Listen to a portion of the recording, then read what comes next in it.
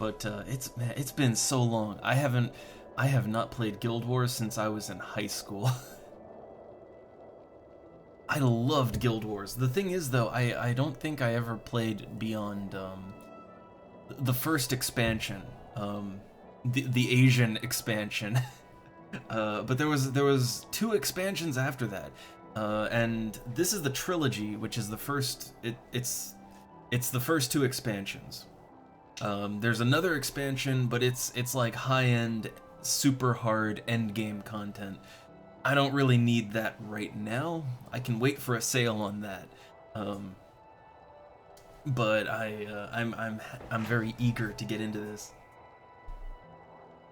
Okay, so for me, it's gonna be a journey of rediscovery as I kind of, I have this image in my mind. I have like all the experiences as a kid, and how, oh, it was so great. I say as a kid, but it's like this was late high school, as a teen. Uh, I have all these fun memories. Me and my friends played Guild Wars. Like we all played together. Before that, we played Diablo 2 together. But this one we played together for quite a while, and it was fun times. But it's been a long time since I played the game, so I'm hoping it still holds up. I'm really hoping it still holds up. Though the one thing I'm kind of worried about is apparently the game is sort of dead in terms of like. So the thing is, they're keeping the servers going because Guild Wars 2 is popular. So as long as Guild Wars 2 is going, Guild Wars 1 is also going. But the thing is, from what I can tell, no one's really playing the game. At least that's what I hear. Is that it's kind of a ghost town. But here's the thing, that's okay. While this is a game that is way more fun with friends and other players, especially if you like PvP, and this game is very PvP centered, but PvP is totally separate from the PvE. And if you just want like a PvE roleplay adventure, the game gives you the game always has given you NPCs to play with. Like you never need to play with another human being to beat this game and complete all the content. So that's the good thing. The bad thing is people make things more fun. So it's a shame. But I'm gonna wait a tiny bit longer, see if we get anyone else in here before I really kick into gear. I'm not sure what kind of character I want to play though. I gotta think about that. I mean, this is the kind of game where you will play multiple characters. You will. But I'm not sure what I want to start fresh again with.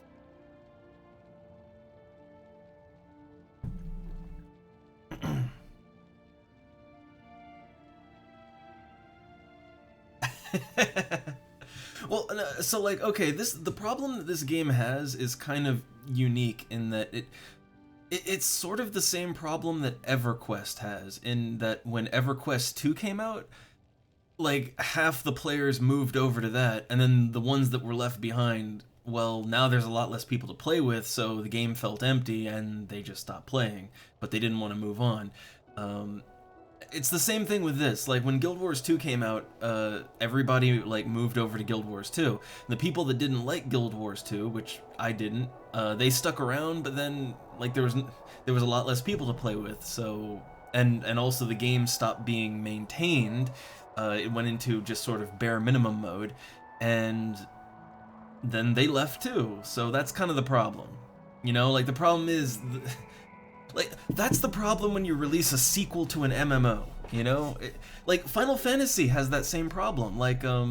There is a very tiny dedicated fan base for Final Fantasy 11 still, on the official server, but the thing is there's more people playing on unofficial classic emulated Final Fantasy 11 than there are on the live servers. Because everybody who liked the live game, they moved over to 14 when that came out. So that's the problem when you make a fucking sequel to your MMO. You kill your first MMO. You kill it.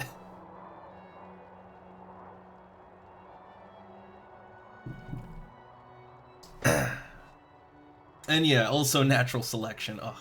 But like natural selection, Guild Wars 2 is a very different game. Like I have played Guild Wars 2 a little bit, and Guild Wars 2 is more, it's more of what I would consider a traditional modern MMO in design philosophy, whereas Guild Wars 1 is honestly a single player co-op game. Like this game like this game never really needed to be an MMO. This game plays a lot like Diablo. And Diablo is not an MMO. But that's basically how it plays. Like it's meant to be played in, you know, a small group with your friends, and there is no persistent open world. There's hubs where, you know, you can meet up with players, but outside of the hubs, the vast open world is entirely offline single player. Or if you bring in another player, it's cooperative. It's like playing a single player game co-op. And that's actually a really slick experience. Like it actually, as I remember it, that plays really good. But it's not a traditional MMO. So yeah, like the problem is Guild Wars 2 killed this, but Guild Wars 2 is not a replacement for this. It's a totally different kind of game.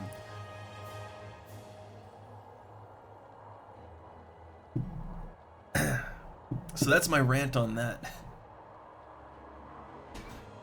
I mean, I don't know, maybe one day I think I was maybe a little salty at Guild Wars 2 for killing the game I love.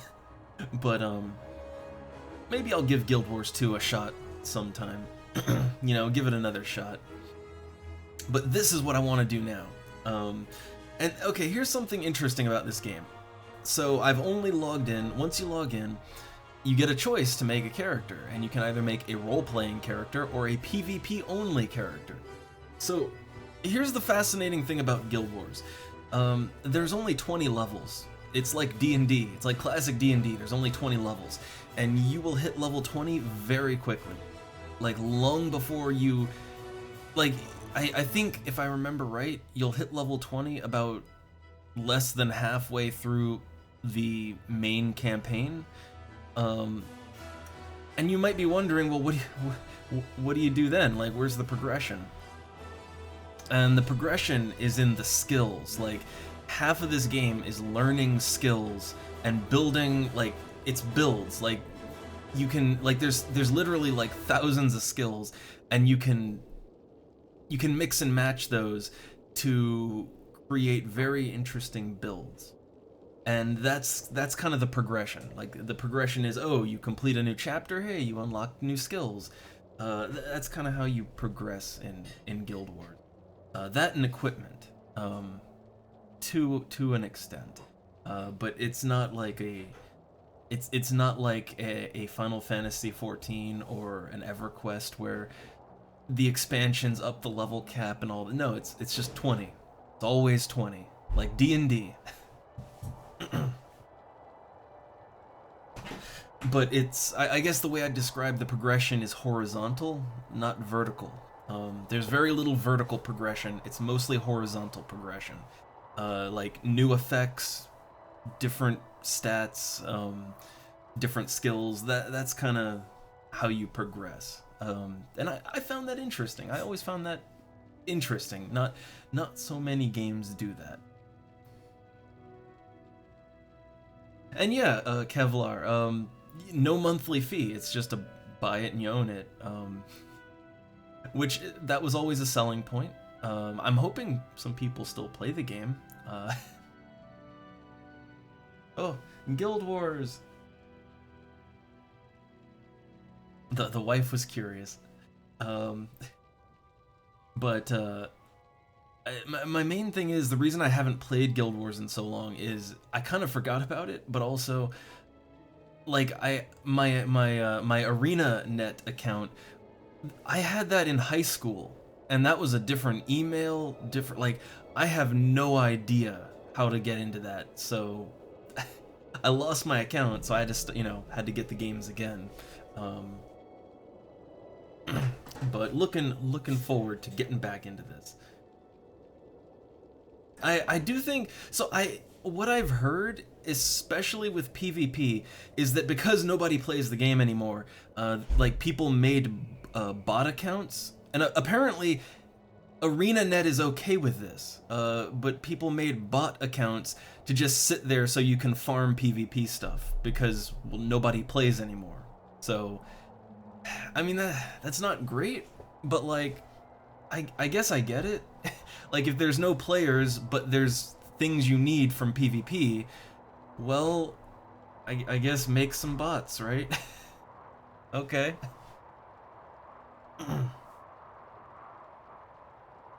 Alright, let's make a character. I'm not sure what I want to play again. So, okay, here's something unique about Guild Wars, another little unique thing. Um, and I have the trilogy. The only expansion I don't have is the final one. But that's end game stuff, as I understand it. So, I won't need to worry about that for a while. So this is something I always found interesting about Guild Wars, so I'm just gonna preview some things here. So like, this is the base game. The base game, here's the classes, and they're very standard. You've got the Warrior, the Ranger, the Monk, the Necromancer, the Mesmer, and the Elementalist. Now, to give a quick example of something fun, so like, let's say we were gonna do the Warrior. So this is what the Warrior looks like, male and female, right? Now, okay, let's back out and let's look at factions, the Far East expansion. So you have the same thing, but now there's two new classes. There's Assassin and Ritualist. So each expansion introduces its own character types. And if we look at the Warrior, you might notice not only do they have a different kind of theming to their armor, like they have a more Eastern style theme to their armor, the characters look Asian. Like the characters themselves have different features. And the same goes for the Nightfall expansion. So that introduces the Paragon and Dervish class. And then, like, if we look at the Warrior again, now they have like this. They got like this gold armor here, like and it's more African / Middle Eastern is kind of the look for that expansion. So I always found it really interesting with Guild Wars that the thing is, depending on what campaign you create your character in, they could have like a subtle difference in their appearance. Kind of a unique little thing. And hey there, UL. Hey there. And you know, Guild Wars 2, UL. I tried it a little back when it first came out, but I wasn't a fan. I said it before here, but the main reason was because Guild Wars 2 is very different from Guild Wars 1. Like, really different. It's a different type of game, and that's not really what I wanted. I wanted Guild Wars, but with better graphics, and that's not what Guild Wars 2 is. It is its own game. I'm a Guild Wars 1 kind of guy, and Guild Wars 1 is more classic Diablo style, if you will. It really has no reason to be an MMO at all. Like, it could have been a single-player game. But that's what I wanted. That's what I wanted. Also, Burn, I'm surprised you're here. I figured you would have been on the moon by now. But yes, all the bunnies. All the bunnies.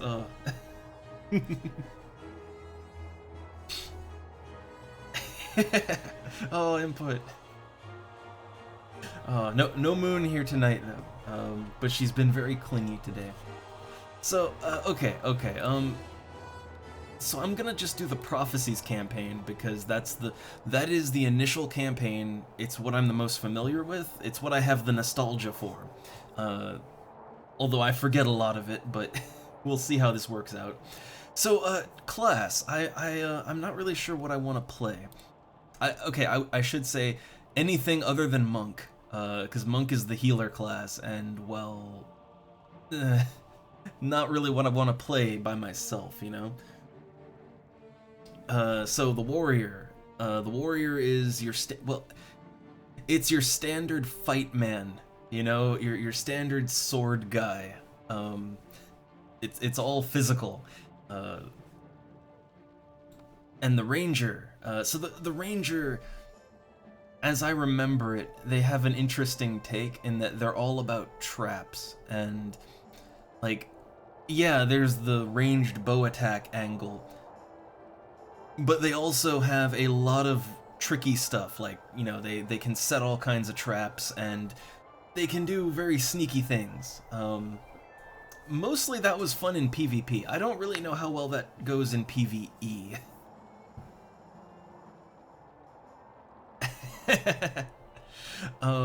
The Necromancer. So okay, look, when I played Guild Wars back in the day, I was either a Necromancer or a Mesmer. I'd say Mesmer is probably my favorite, but Necromancer was my second favorite. And Necromancer is fun because they get all kinds of like life-draining things, you know, the standard things you'd expect. They also get undead minions that they can raise from dead enemies. And the undead minions are really fun because you can have a fuck ton of them. Like, you can have so many minions. It's ridiculous. So, like, Necromancer can play a lot of different ways. So Mesmer, my old favorite, the way I would describe Mesmer is they're kind of like a blue counter deck in Magic the Gathering. If anyone's familiar with that, you know what I'm talking about. Mesmer is a blue counter deck, like in character form. It's all about sort of canceling the enemy's abilities and actions and making them hurt themselves when they do it. Like, oh, the enemy attacks? Oh, cancel that. Also, they take like 200 damage and just die. Like, that's what Mesmer's all about. It's about crowd control and canceling. It's really fun. And that, like, the thing is, that's not really something you see in any games anymore. Like, crowd control used to be a thing in older RPGs, but modern RPGs kind of, I don't know, I think developers thought that, like, oh, fighting statues isn't fun, but man, turning enemies into statues or making them hurt themselves, that is so much fun. Like, that is incredibly fun. I guess maybe not so fun for your party members if they want, like, a tough fight, so I kind of get that, but, like, for the one doing it, it's real fun.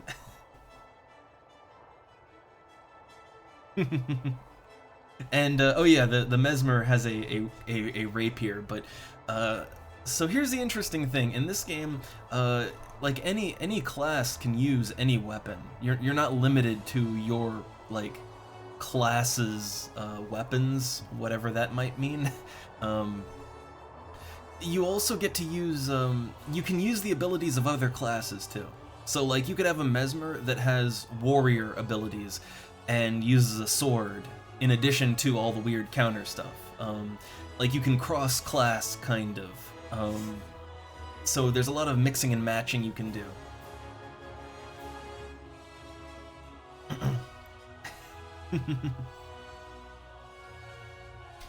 And then last up is the Elementalist, which is your standard wizard. They have a lot of options. They have different elements, and each element kind of has its own thing it does.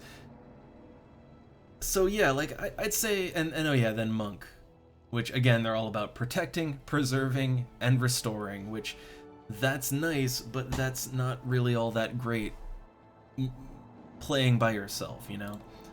Unless you want to just be the healer with a group of NPCs. That's not really so fun. So this is the initial load of classes. The expansion classes, they do their own thing.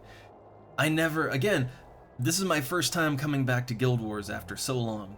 I only played Prophecies and a little bit of the Factions expansion, and then I just never played for years and years until now. So while I would like to look at those expansion classes another time, I want to play Prophecies. That's the one I'm familiar with.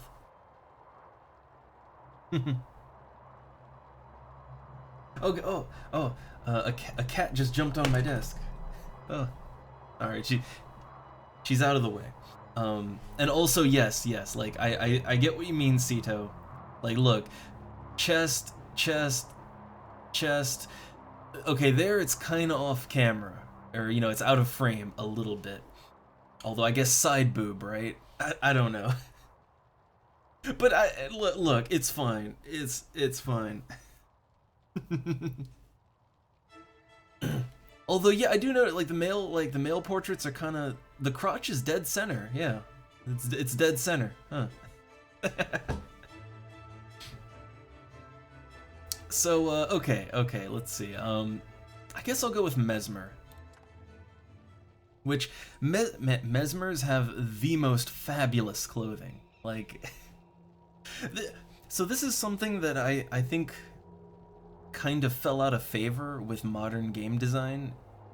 Like, you take something like, say, Final Fantasy XIV, right? Most modern MMOs, or whatever, RPGs in general, they just do sort of a unisex, uni-race, one-size-fits-all for equipment. Like, every class, every race, they all just wear the same thing, and they look the same. Like, but no, in this game, every class has its own unique style to its fashion for everything, and I love that. So yeah, I'm going Mesmer because, again, Mesmer is what I know. Oh god, I need a name for this character. Well, I guess this can be our Doubleless, right? Our wizard, our tricky wizard. So let's see. There's not that much customization, but here's kind of the starter outfit. I don't know. I like.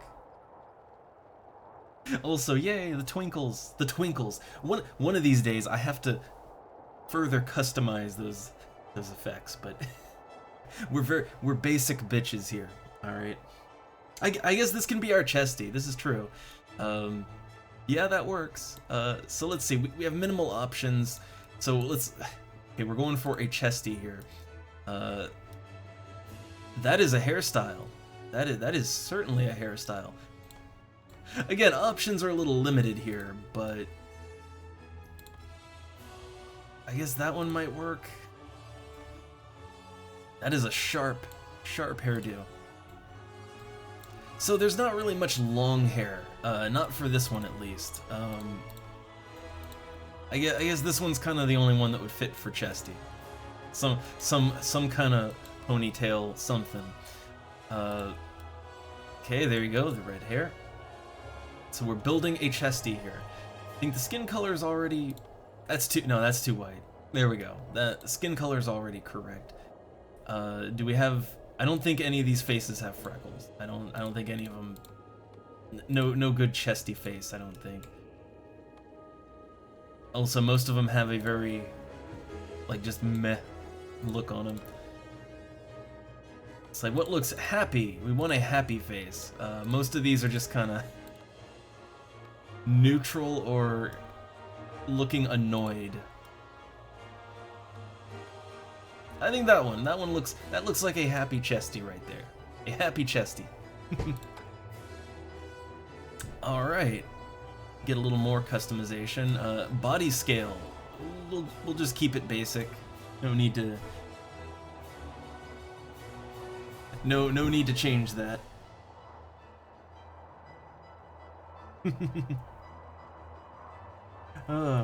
Also, wait.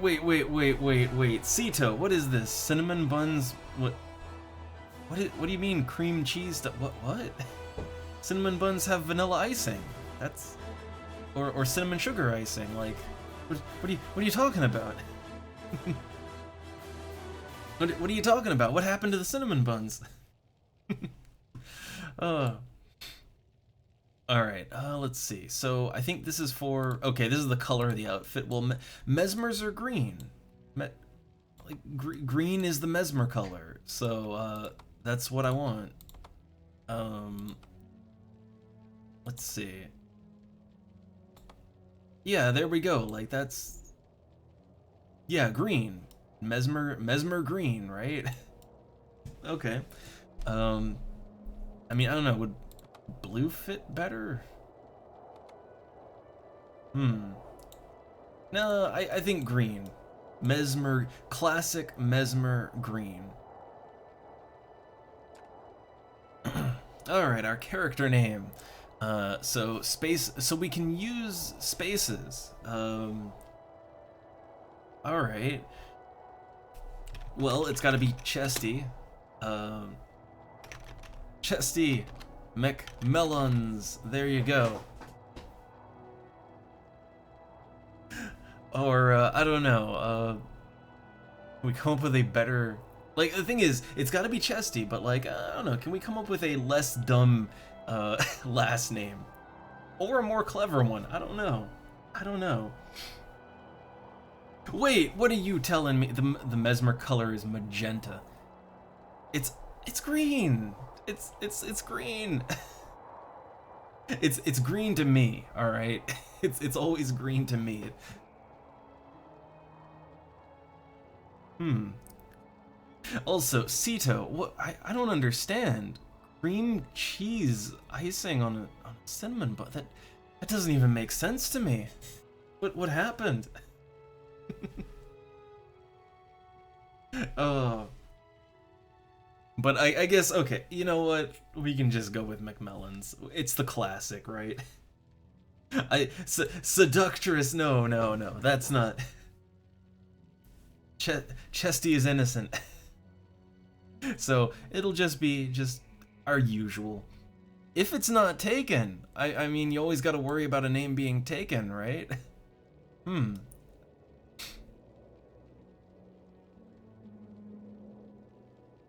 Or wait, I just noticed something. I just noticed something. Wait, your name is using two. Wait, so if you only had one word. Huh. So you actually have to have more than one word in your name. Huh. Wait, does that mean I could have like a title like Chesty the. Yes, I could. Maybe? Yeah. Okay, it could be Chesty the something. Chesty the melons. I don't know. It's very rare that a game lets you have more than one space in your name. Like it's really rare that a game lets you have more than one space. That's tempting because I'm like, oh, what could I do? But hyper. No. Look. We'll keep it simple, and this will be the adventures of Chesty McMellons. All right. We'll keep it simple. Keep it basic. Ultra Instinct Chesty. Oh, but I will say for my next character, yeah, I might want to make use of that two spaces. I might want to make use of that for the next one. Okay. So let's. Also, it says your character name will be required to log in. Please make a note of it. It kind of worries me, like. Like, let's say I make a character and I don't remember their name. Does that mean I can't log into it? What are they talking about? I've never heard of that. Okay.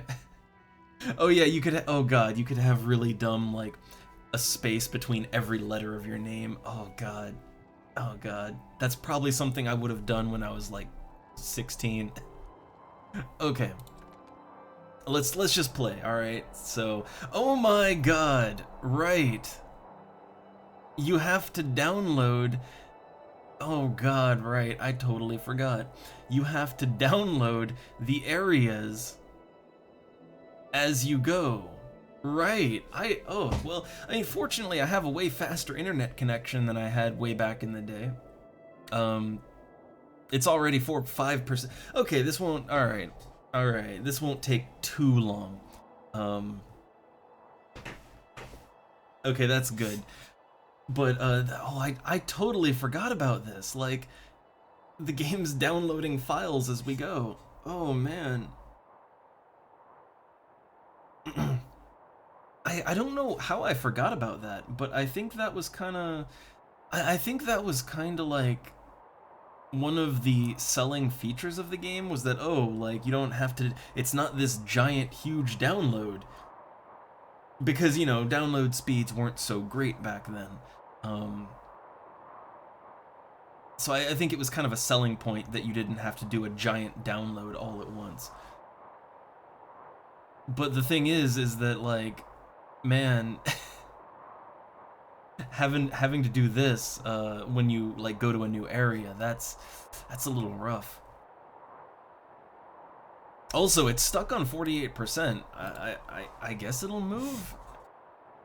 I'm guessing it'll do like a huge, like it'll just suddenly shoot up. I'm guessing. We'll let it sit for a while. Hey, I guess we've got some time to chill.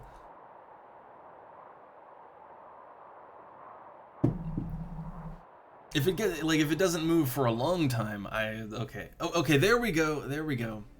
There we go. Huh. Wait, what? Sito, so like wait, they're throttling the 360's downloads? Like, huh. I hate that. Like, sometimes like a game will release a patch when there's a newer game to buy, and the patch will make the game worse. Like, so you buy the new one. That is how is that not illegal? How? Oh, story time. Story time. The last day dawns on the kingdom of Ascalon. It arrives with no fanfare, no tolling of alarms. Those who will remember will speak fondly of the warm morning breeze.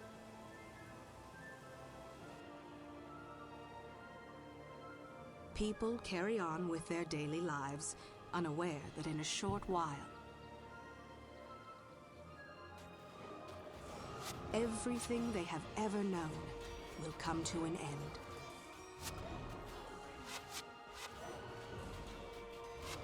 Scribe? Yes, my lord. These Char are relentless, but we shall hold the wall at all costs. Yes, my lord. Take this message to Sir Titus. Go forth and recruit the strongest, the smartest. Bring to me the bravest in all of Ascalon. Find me the heroes who will lead our kingdom to glory. As you command, my king. Also, Sito, it is kind of the Fire Nation. I mean the Char are, I mean, they use a lot of fire. So we need a hero. Only the brave Chesty McMellans can save the day.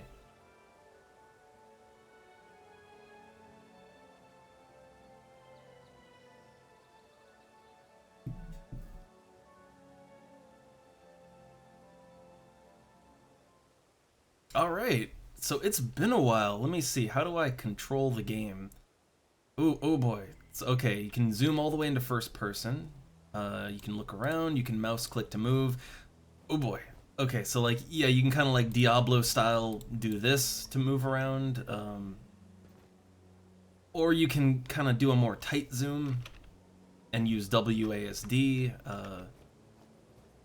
So, yeah, you got options. You got options for how you want to control. Also, hey, I'm seeing people chatting in the game. So, hey, it's not dead!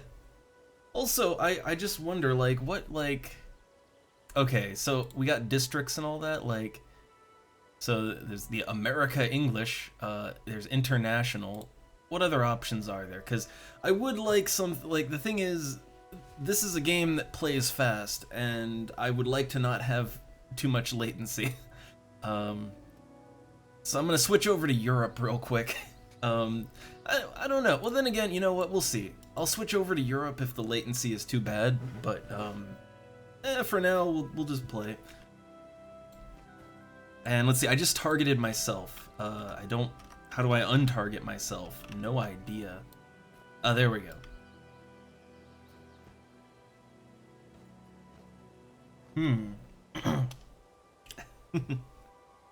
So, okay, I love this starting area. this is like, just look at it. This is as happy town as it gets in an RPG. Like, this is the happiest of towns. Also, I always got kind of a I don't know. There's a certain style to this. It's almost like World of Warcraft-ish. I don't know. Something about like the buildings and all that. I don't know. But I like that. I like this. I like this. So it's been a while. I kind of have to learn how to play again. Can I maybe move this down a little bit? Like, just put it in the corner? How do I move it? I can just sort of collapse it. That works. That works.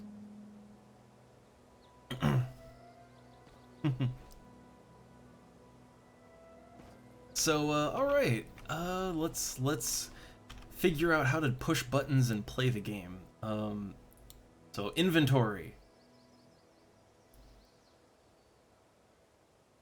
So I've got my Mesmer armor and a starter cane. And alright. You have weapon sets, got your backpack. Alright. I wonder, skills. What is, how do I get to my skills?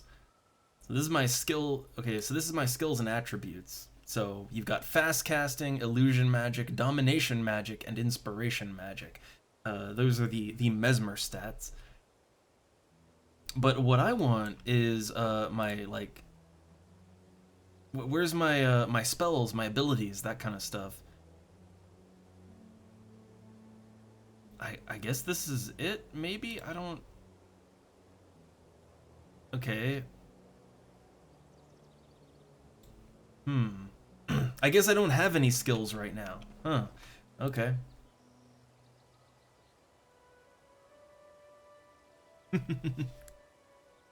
Also, real quick aside, before I start in on the game here, a quick aside on, like, being special in MMOs, because I see it in the chat. So here's the thing. I'm more a fan of, like, old school MMOs like EverQuest, where, like, in EverQuest, your character is no one special. Same with Ultima. Like in those old school MMOs, the sandbox ones, more or less, like, your character is not special. You're just another, you're just another dark elf necromancer. You're just another human paladin. You're no one special. Unless you make yourself special by, like, actually going out and, proving it by, like, hey, get together with some people and slay this giant raid boss that was terrorizing the lands. Like, hey, now you're kind of special in your own way. But the game itself doesn't make you special, It's not like, Final Fantasy XIV, where you're this special character that can, you've got to save the world because you're the hero, chosen one, the warrior of light, like, it's none of that. It's fine, that kind of storytelling is fine, but I kind of prefer old school. And you take like this, you take like Guild Wars, and I think Guild Wars is kind of somewhere in between on how special the character is. It's somewhere in between.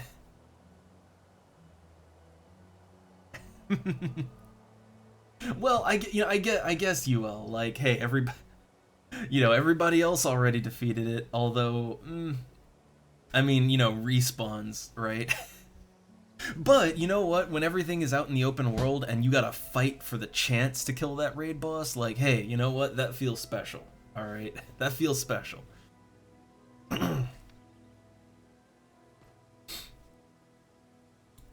I think it's more mechanically. Like, I think mechanically you should feel special in that you actually you set goals for yourself and you accomplish them. That's how you feel special. I think feeling special because the game says you're the warrior of light who must save the world and the multiverse and whatever, like, I don't think that makes you feel very special as a player, Alright, so let's see. We're talking to the town crier. Alright, oh, you're Chesty McMillans! Why, yes. Please, I like good news. Give me 100 EXP and 10 gold. Okay, quest added, message from a friend. Also, real quick, because it always, like, I always love to look at maps in games. So, okay, right now, this is the world map. Like, this is the world. As we know it so far.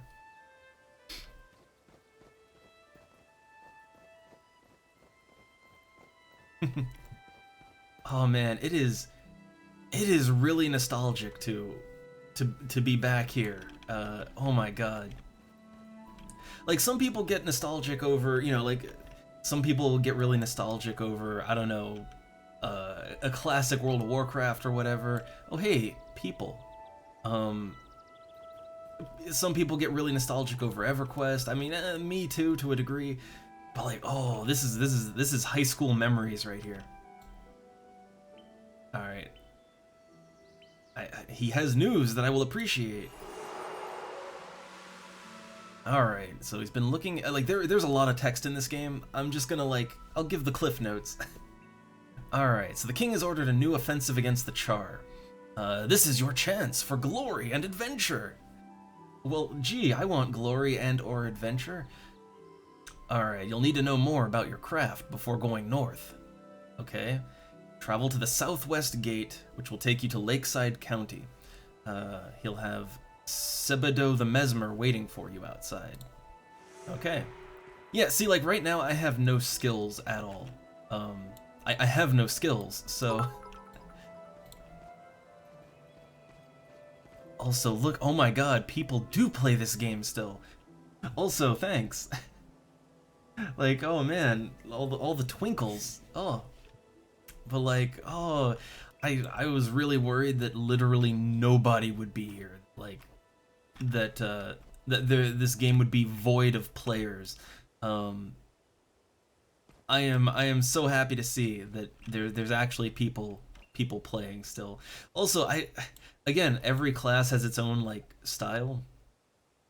And, like, the elementalist style is to wear see-through transparent clothing. Yeah, that's neat. What the fuck is going on over here? What is this? Oh, okay. Okay. All right. That's happening. I know, man, everybody is so sensibly dressed. It's great.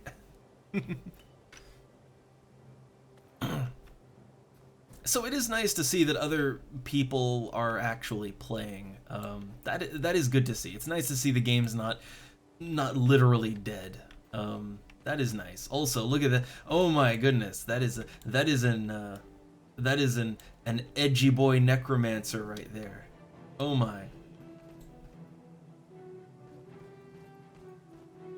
Ooh. Okay. I don't know how they do that, but cool. So here's the thing. Right now we're in, like, a town area. You know, we're in Ascalon City. So the thing is, this is a hub where you can meet up with other players, you can group up with them, but once you go outside this gate, you're out in the world.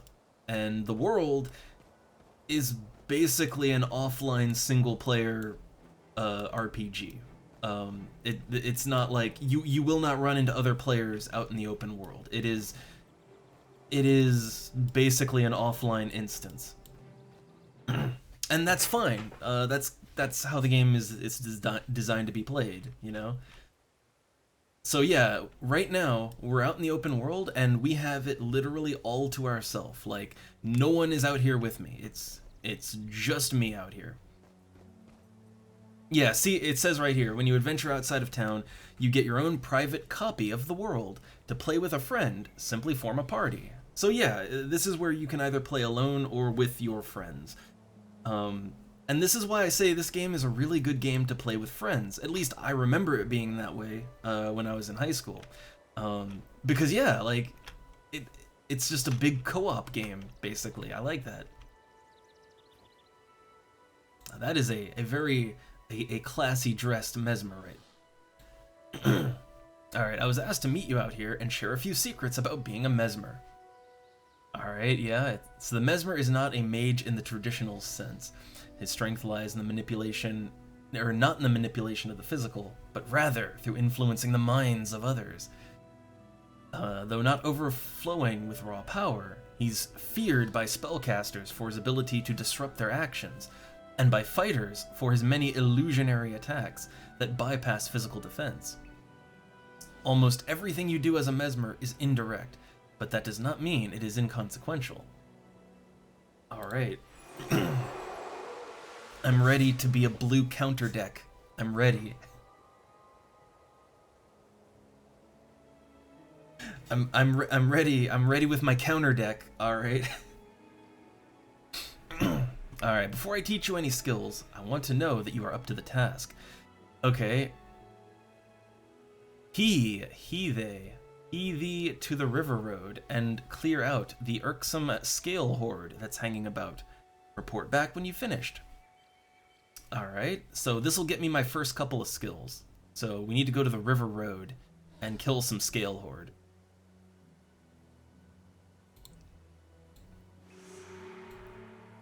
Okay. So I presume it'll tell me, yeah, see, so okay, it gives me a little shiny on the map so I know where to go. So like right now I don't have any skills, so all I can do is auto attack.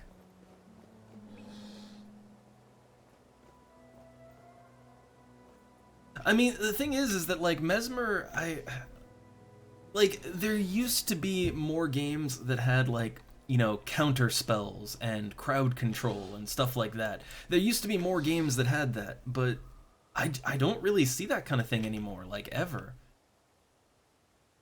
Okay, here we go, some river scales. So auto attack. So yeah, when you don't have any skills, that's all you can do. You can auto attack with your weapon, which is not, that's no way to live. Like this game is all about skills, at least as I remember.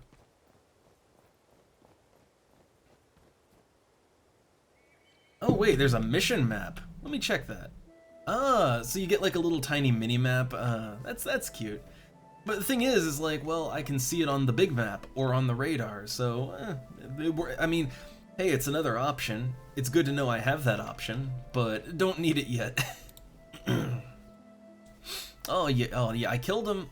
I mean, I killed one of them. The rest just ran away. All right, so this will give me my first skills. Oh, that's kind of cut off. I would like to, like, if I mouse over it, it'll tell me. And yeah, okay, here's my skill list. It's a little better organized than I remember it being.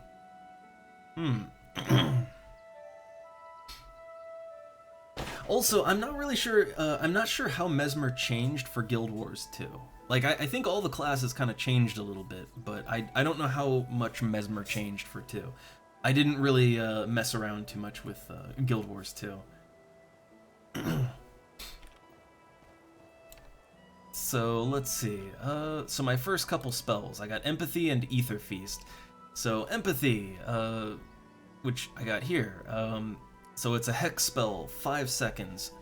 Target foe's attack deals 1 less damage, and that foe takes 10 damage with each attack. So yeah. So I enchant someone with this, they'll deal less damage to me, and they'll hurt themselves a lot whenever they attack. Great. And Ether Feast. So it's a spell, causes 3 energy loss. You gain 20 health for each point of energy loss. So basically it's kind of a drain, you know, drain mana, heal self.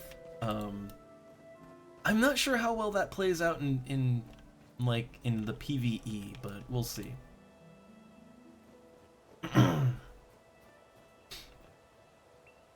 But one thing I kind of remember as being really fun with this game, and also very difficult, is you know, in most games, the NPCs, the monsters that you fight, they do their own thing, and yeah, some, you know, things do that here too.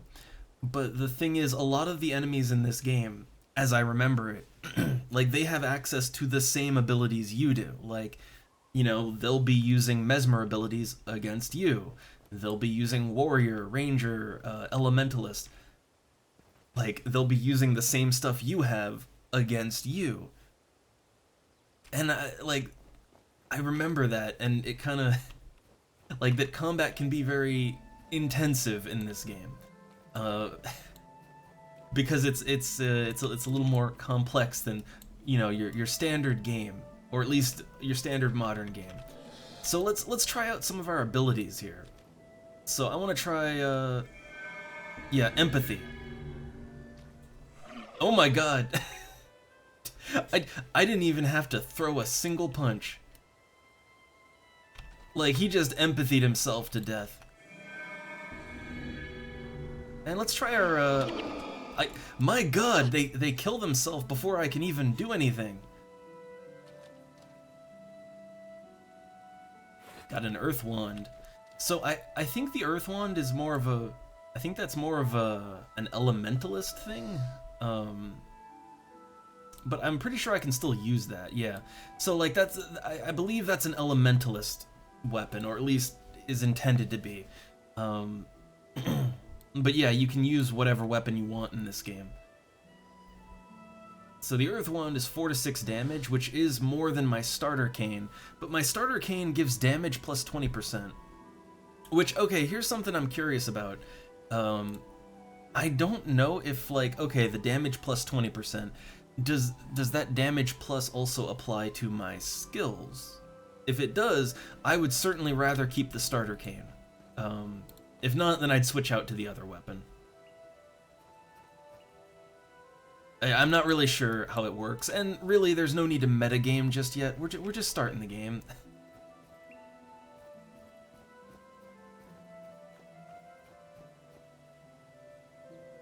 Alright, so where does it want me to go now?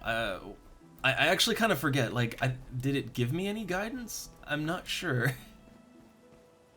Let's see, do we have like an overall quest thing, quest log? We have no active quest, so maybe I missed something. Yeah, I appear to have missed something. And that's okay, that's fine. Oh, there's actually a lot of quests out here. There's actually quite a few quests going around. You're the Mesmer Sir Titus was telling me about, aren't you? I imagine he's right that you've got potential, but potential won't save you from the Char firestorm. Experience will. I suggest you head southwest to Ashford and talk to Devona. Okay? And there's also some stuff over here. Like, we got Lena the Healer. With all the dangers out in Lakeside, I can't believe the number of people who go running around by themselves. Why, I've already got my hands full resurrecting fallen soldiers without some novice mesmer adding to the burden. Don't people know there are plenty of folks in Ascalon City who'd be perfectly happy to join in their adventure? I'll tell you what, if you promise to do your adventuring with an ally, I'll give you a signet that can resurrect fallen party members. Okay. Oh, is the quest that... Oh no, is the quest that I have to, like... that I have to group up with someone? Oh no.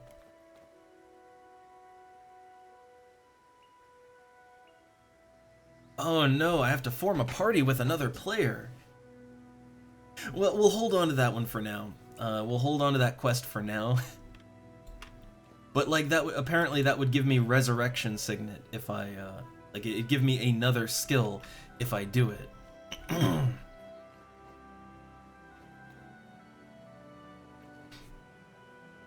Oh, let's see, the skipping girl here, Oh, I left my flute by the river, but there are lots of scary monsters there now. I don't know what to do. You maybe go and kill them and bring my flute back? Sure. Oh, I can't wait. Okay, so we find a flute by the river. So we have our mission map and all that, but like, quest log. So Gwen's flute. So there's a flute by the river somewhere. Also she's just kind of following me. Well, I guess we got quests to do, so yeah, that's good.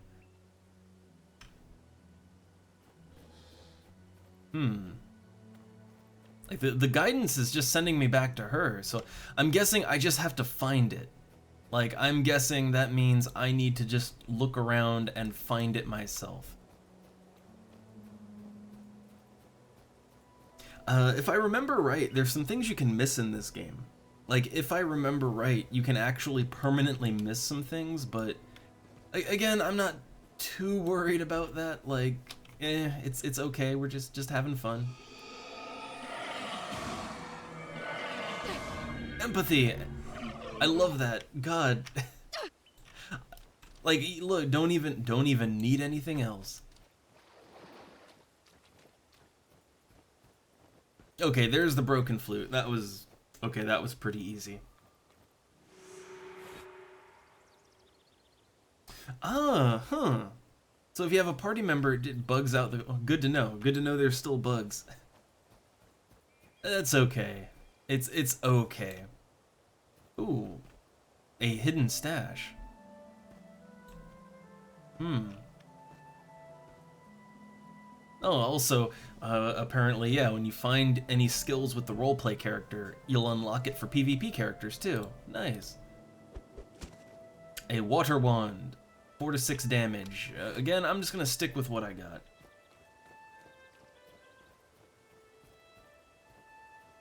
A red iris flower. That feels like it might be for something. I don't know. It's been a long time since I've been to Guild Wars. So I guess I'll go give the broken flute back real quick.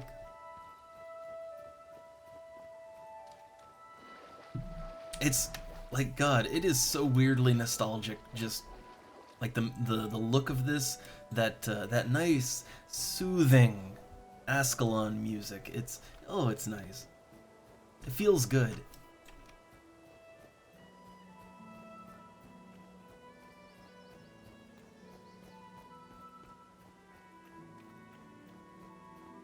Okay, so I have your flute. Oh no, it's broken. Now I'm gonna have to get a new one. Can I follow you? Sure.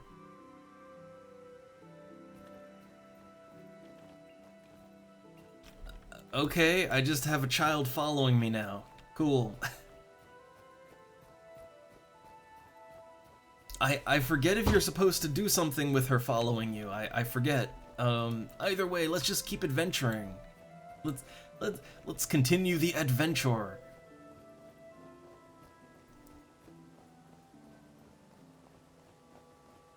Which, so, because when you go into the open world from town, it's your own private instance, like, nothing respawns. Like, as I remember, when you kill things out in the open world, they stay dead, which I like and appreciate that. I mean, obviously, if I go back into town and come back, that'll refresh it, but, like, while I'm out here adventuring, the dead stay dead, and I appreciate that. No time for idle banter. I must return to Ascalon. Okay.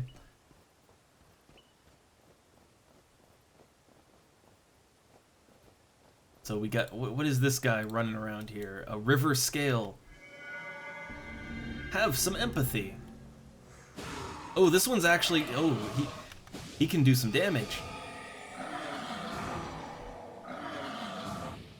And I gotta empathy him again.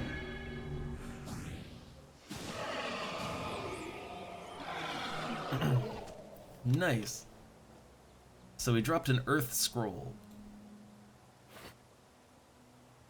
So the earth scroll, energy +4. I assume, what is that, like a consumable, or no? It's not a consumable. So I'm not sure how to use that.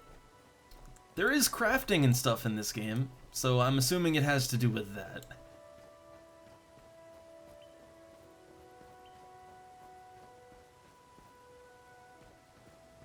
Oh, look at that Warcraft village over there. So that's to Wizard's Folly. And this is to Ashford. Well, Ashford is where they wanted me to go. Hey, a merchant. so I can sell off the stuff that I've been getting, but I don't know, I'm good for space.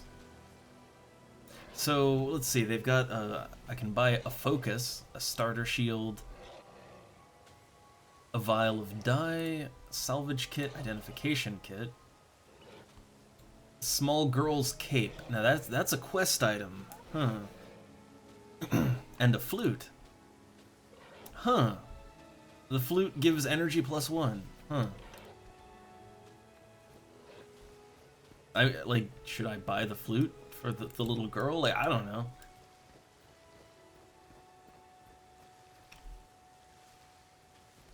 What all is going on over here? So there's another, yeah, like if I go in there, I think that'll take me to another hub area. But like, hold on, what's all this? There's plague worms. Plague worms!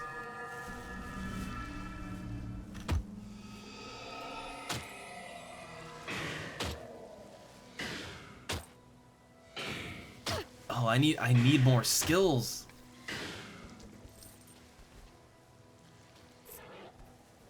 I needs the skills. Oh, look at this thing strutting. Can I kill it? I don't think so. I don't think that's the thing I can kill. Or can I? Wait, I could cast empathy on it. Or no, maybe I'm casting it on the plague worm. Yeah, it's on the plague worm. They won't let me kill an innocent bird.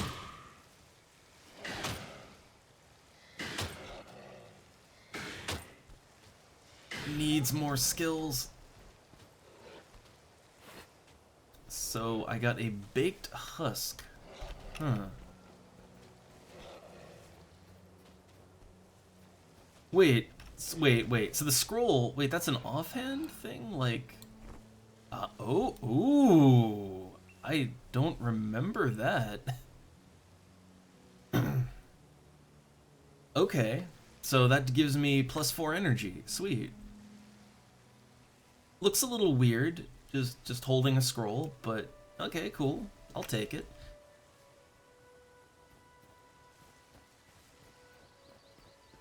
So they wanted me to go to Ashford, right? Yeah. Okay. So what do we got in here?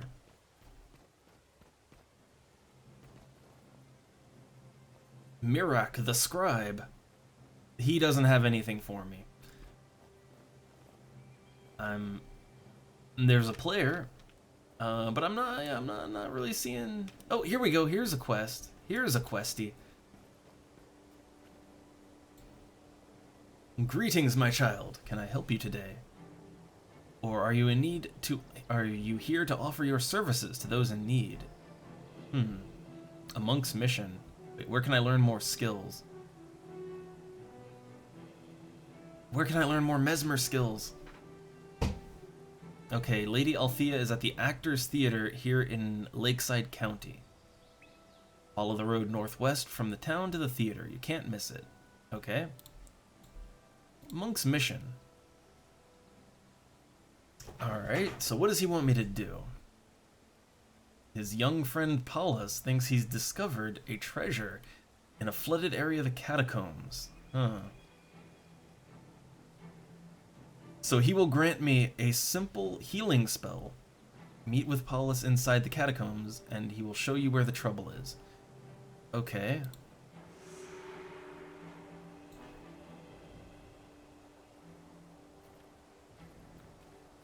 So I have unlocked. These are monk skills, right? Yeah, these are monk skills. Huh. Which I kind of forget how it works with learning other professions stuff. Like, I forget if you can just learn all the profession skills, or if you're like locked into only learning one other one. I kind of forget how that worked.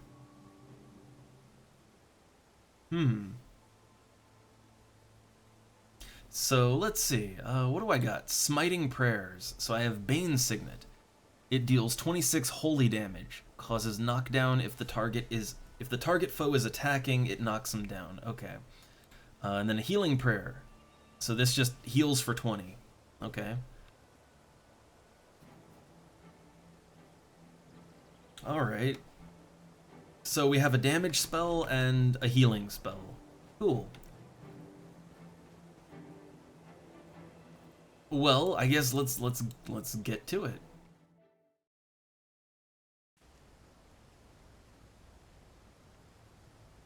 Okay, so alright, so you're kind of locked into choosing after the beginner area, but I guess here you kind of get like a nice little basic sampling of everything. That's fun.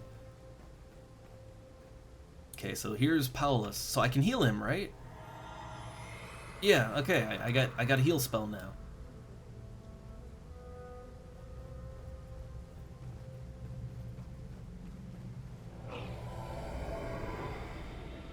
He just killed that dead.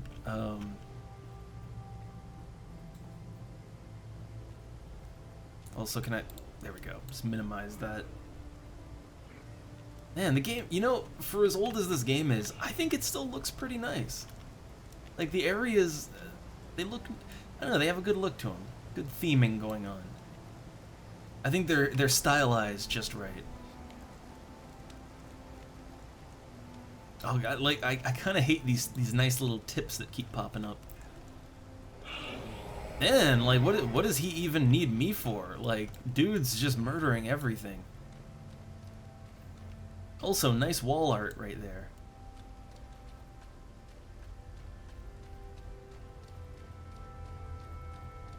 Yeah, I would suggest Guild Wars to anyone. It's just a good game. Like, I was kind of worried. I was really worried that maybe it was all nostalgia and that the game wasn't really that great. But no, it's that great. It really is that great. Oh, I want to heal myself. Oh god, how do I heal self? There we go. This is why they gave me a healing spell. This is why.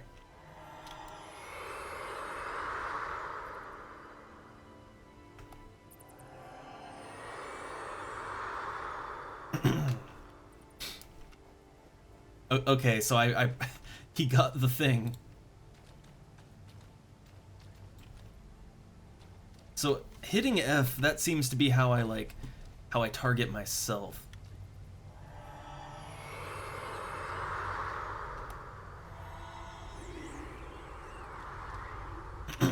So this is just like a basic escort mission, but you have to escort him through the poison water.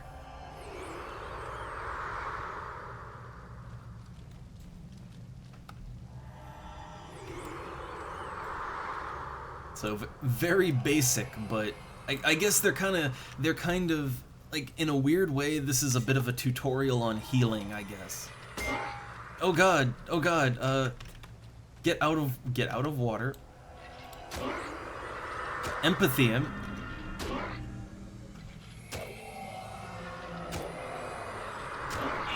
There we go. Oh god, where the fuck did you go? I have to make sure he doesn't get murdered.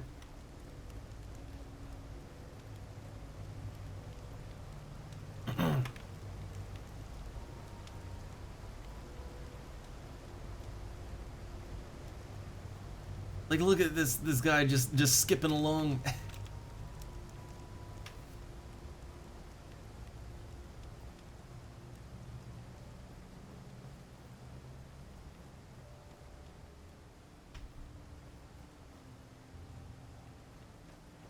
And I guess this will be like quest complete once he gets to his goal, I would guess.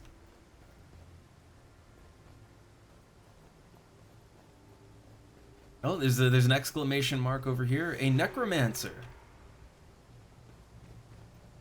Okay, a monk's mission just updated, so I think we completed that. There's also a necromancer over here. Huh. Okay. So we got some necromancer quests. Huh. So we need to place candles on 4 stands to commemorate the dead. And we'll get some loot out of that. and the Necromancer's Novice. If you will agree to destroy the Nightmare... Oh, what's this? There's a Nightmare has been summoned. I'll show you where he went and give you a spell to help. You'll have to be clever to get past the fire traps in that part of the tombs. Huh. Of course, if you fail, I shall use your corpse as fodder for the next more worthy student. I'm on my way.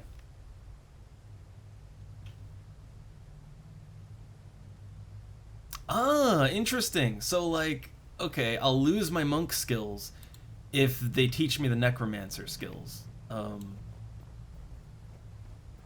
don't know. Well, let's complete this monk quest first. Let's complete the monk quest first. I'm not really sure what I want my secondary, like, class to be. I'm not really sure. The thing is, this game has a lot of permanent decisions, so I don't know.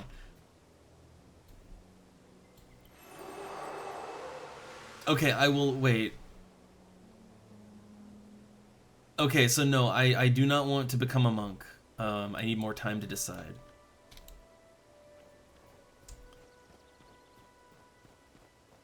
Yeah, I'm not really sure what I want my second class to be.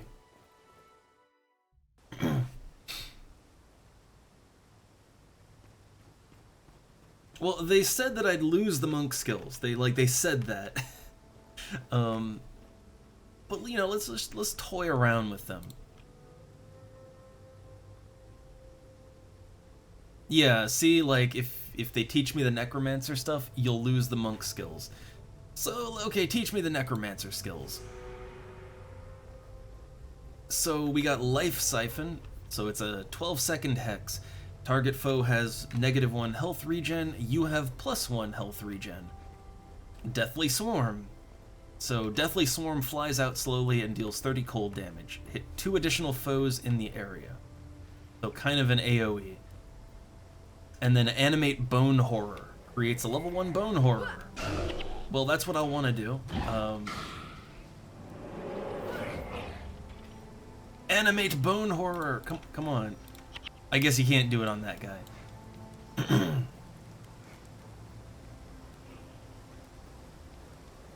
I am trying to think, like, what I want... Like, what do I want my second class to be? I'm not sure. Oh, I got level 2. That means I can use my points to level stuff up. Which I forget if you can undo that or not. Like I forget if you can undo your choices. Like your choice of attribute points.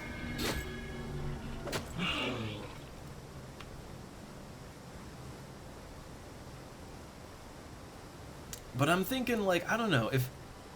Like, it's always kind of a bad idea, at least as I remember it, to mix, like, magic and more physical, but maybe not. I don't know. Like, it would be kind of fun to have, like, Mesmer/Warrior.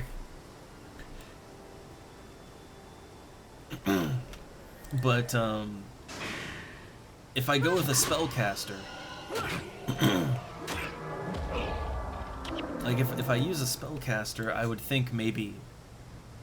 I don't know, I'd think either Necromancer or Elementalist is probably what I would want. Like probably. I'm not really sure how I want to take the character just yet.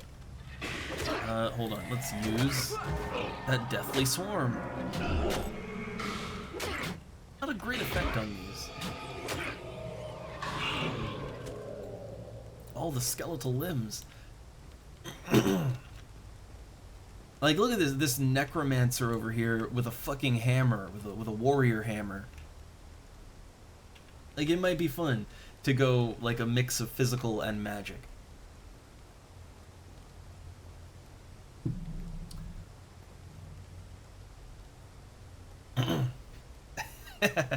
Oh, Sito. No, I think Mesmer's a good primary choice for Chesty.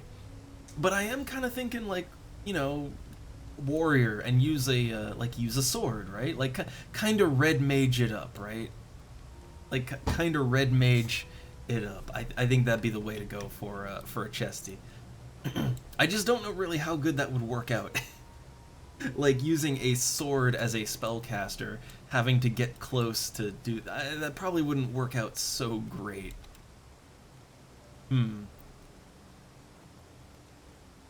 Alright, hold on, let me see. Okay. That little mission map, that helps. Oh wait, this is a fire trap. Right? Well, they went through and they just got wrecked. Wait, can I animate these as bone horrors? Why, yes I can. So, can I only have one at a time? Like, I know you can get multiple pet spells, but can you only have one of each type of... No, okay, we can have more than one. Alright. So this is how necromancers do it. Yeah, see, their health is slowly going down. Okay, you can have, it looks like you can have like 2 of them. Okay.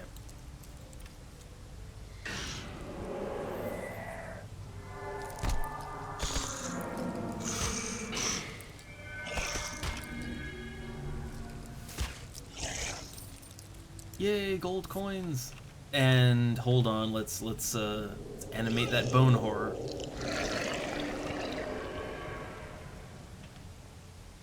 So apparently there's fire traps in here. Oh, there's a fire trap. Oh, I see. So wait, hold on. I think this is puzzle solving.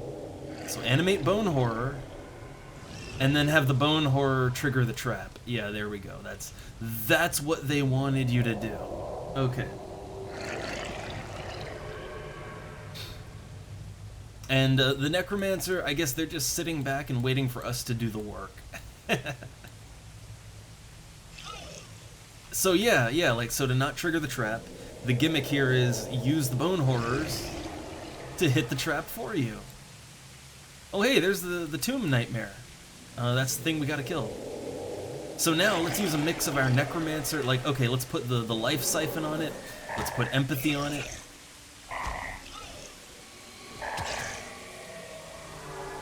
Use our deathly swarm. Man, debuffs are fucking awesome.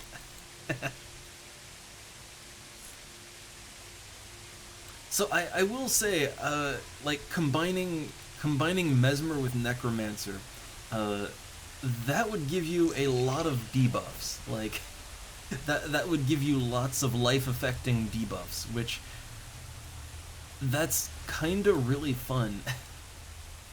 All right, is this the end? Okay. I mean, I was here to kill the nightmare, and I did that, so I guess now we can just leave. I think we got everything down here? Yeah. Okay, no treasures or nothing.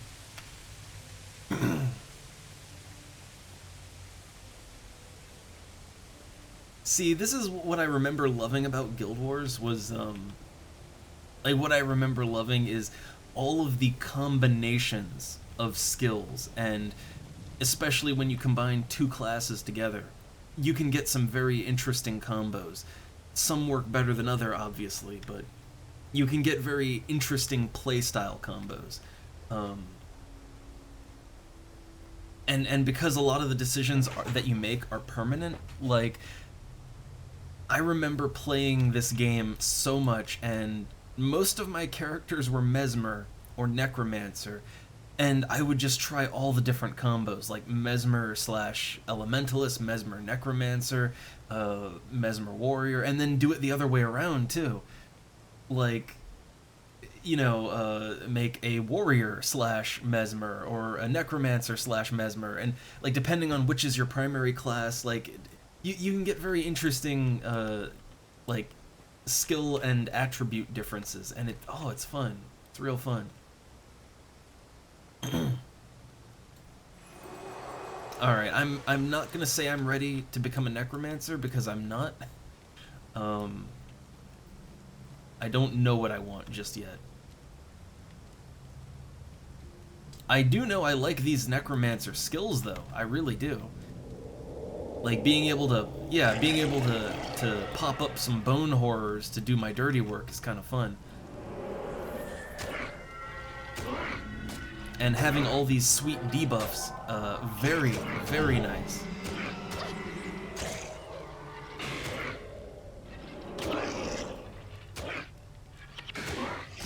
Oh, I don't have enough energy. Oh no.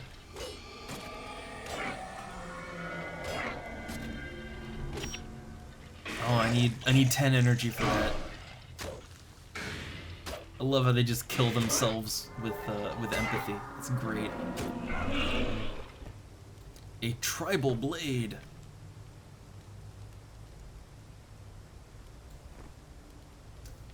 Okay, look, yeah, why not? Let's try out a melee mesmer here. The thing is that if anything, I like to make interesting characters, even if they're not optimal. I like to make interesting characters.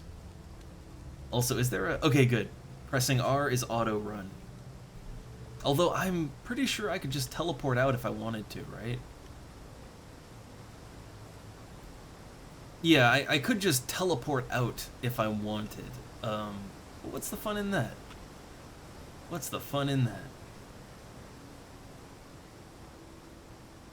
But I think we completed all the quests here, right?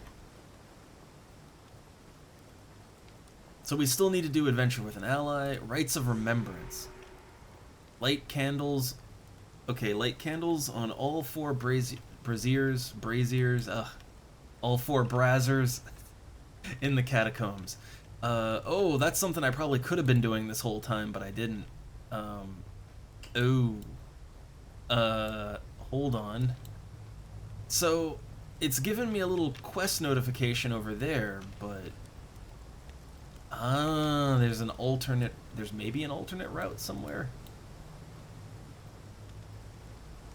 Okay, so the first one is over here. There it is. Okay, I put a candle there.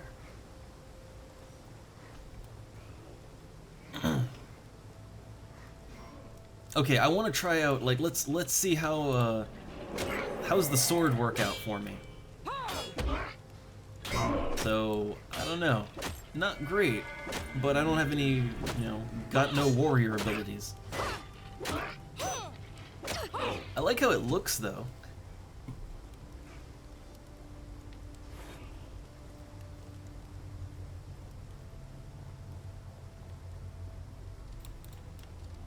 Which, I guess, okay, if we're going for, it's a roleplay character, so let's roleplay, right? I guess what I would be going for is something like a swashbuckling trickster, right? That's kind of the idea with a mesmer. So, yeah, warrior might actually be the class I want to sub. Oh god, this poison water. So... I'm trying to lure it out of the fucking water. So, okay, this is where it kind of sucks to be using a sword, because, like, oh right, if I go in the water, bad things happen to me.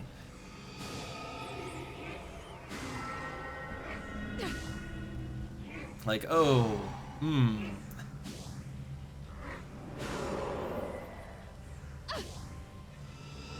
Alright, let's go in the water.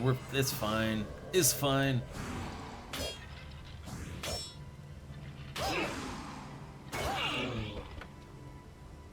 An accursed staff.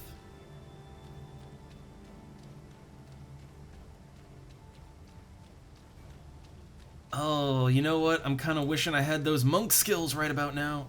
You know who's wishing they had monk skills right now? Me. So I could heal.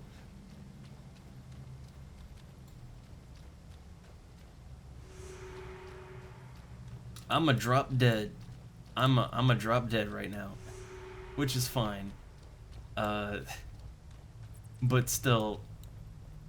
Okay, I'm out of the poison water. Please don't die. Oh, thank God. Oh, thank God.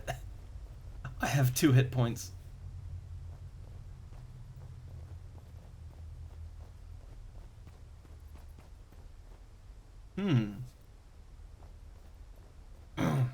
Well, Burn, literally there's an assassin class.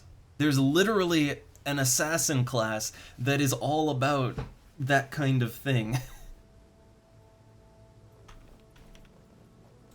But because we're just doing the base, like the base game campaign, the assassin is that's in the Far Eastern expansion, so we'd have to start there if we wanted to do that. That's an interesting looking thing. But, like, the thing I remember about Guild Wars is that, like, look, whether you want to play, you know, I mean, of course you can power game like a motherfucker and make, you know, you can make super powerful builds, but, like, if you just want to have fun and make, like, a fun character to play and to roleplay,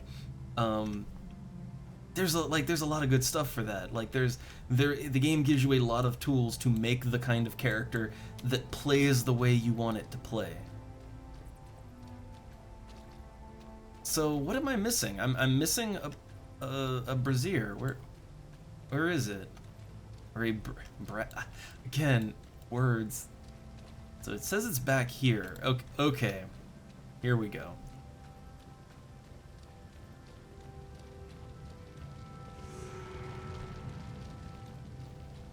I need to get out of the poison water, please.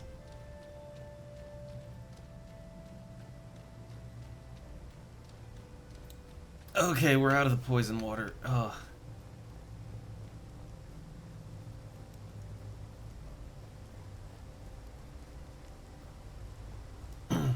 And yeah, like that's one thing. Like this game, like they made animations for everything. They made like, you know, they made everything fit together no matter what you're playing as. I really like that.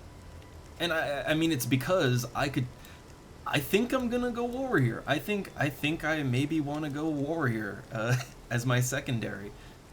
But then again, wait. The thing is, warrior. Wait, don't they use like energy, or they have like a different stat for their attacks, don't they? And as a mesmer, I don't have that. Or would I get that if I went warrior? I don't know. I do like the idea of like a swashbuckling mesmer. I kind of like the idea of being a more physical mesmer, but we'll see. We'll see.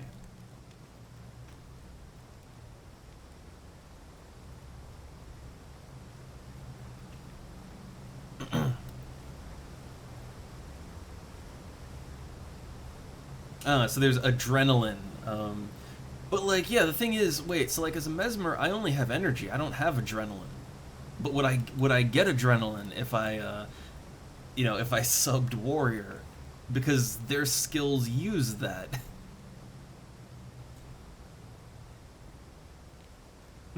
But then again, wait, if you went warrior and then like you subbed a caster class, like, well, wait, you need energy, right? You need that. Alright, let me turn in this quest. Yay! So, that gave me some stuff, right?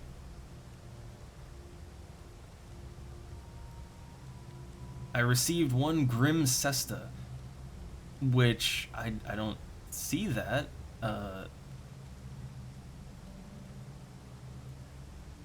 Oh, there it is, a Grim Cesta. So, okay, it is a secondary object. It's like a shield, but it's like a weird shield glove. I don't know. It gives me 3 energy and 5 armor versus physical damage, and also 5 armor whenever I'm attacking. So if I'm attacking, I have extra armor. And I just have extra armor anyway. That's kind of neat. I like the scroll, but I gotta say, yeah, this is kind of like having a shield almost. Oh god, the cat keeps jumping up on the desk. Just out of nowhere. Huh, okay, so wait, so like you get adrenaline, but you wouldn't see it, because you don't have adrenaline skills. Okay. I don't know, we'll see. Like, I am thinking to go warrior, but we'll tinker around, see what we got. So, okay. Further adventures. Follow the road southwest from town to Ashford. Okay, so the thing is, right now, I could just teleport back to the Abbey. Yeah.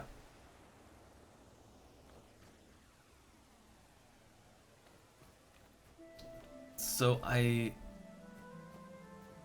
think I did all the quests here, right?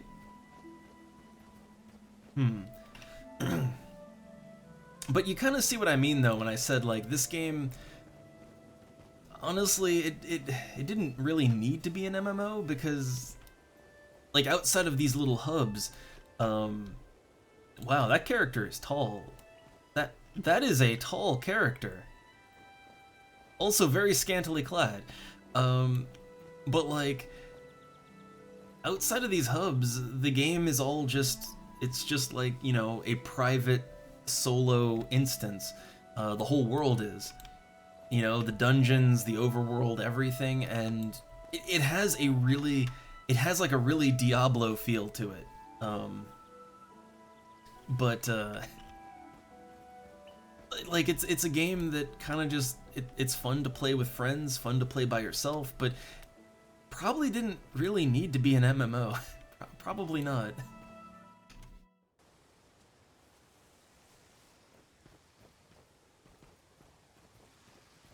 Alright, so back out in the world. I would like to find some type of warrior, like where's the warrior guy at? I'd like to find him so I could learn, or, you know, try out the warrior stuff. Just try it out a little bit.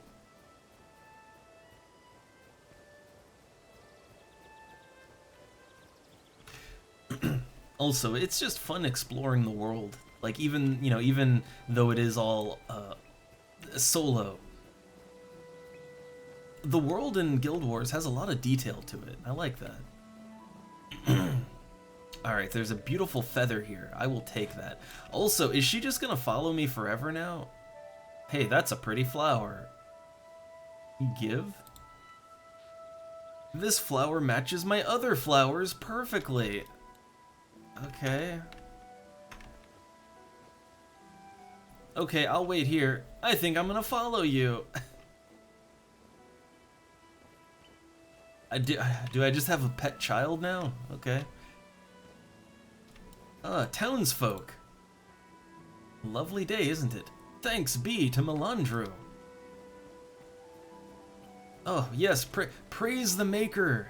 To, all that.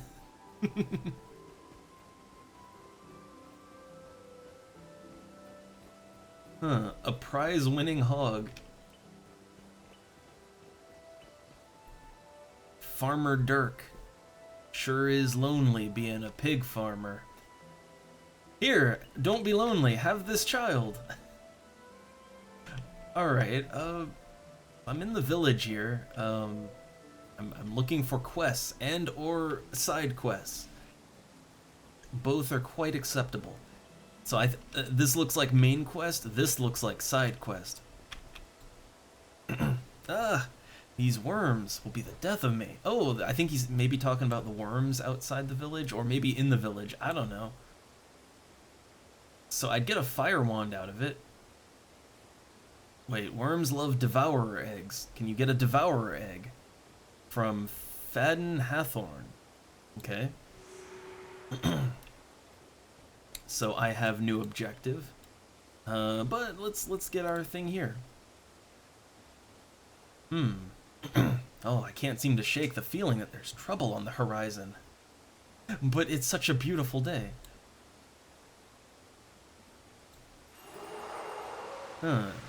Unsettling rumors coming from Mirak the Scribe. Okay. Okay, if you could go to Ashford Abbey. Oh, I'll get a tall shield out of it. Okay. I'll do that. But that side quest. Though. The worm problem.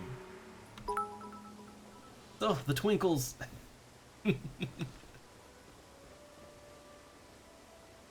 Okay, so the worm problem is over here.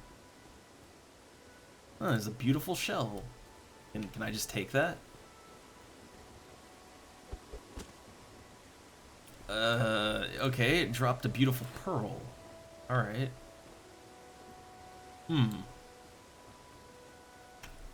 Yeah, I know, like, this is, so, like, you know, to kind of spoil it a little, this is basically the tutorial zone. This is Green Hill's tutorial zone.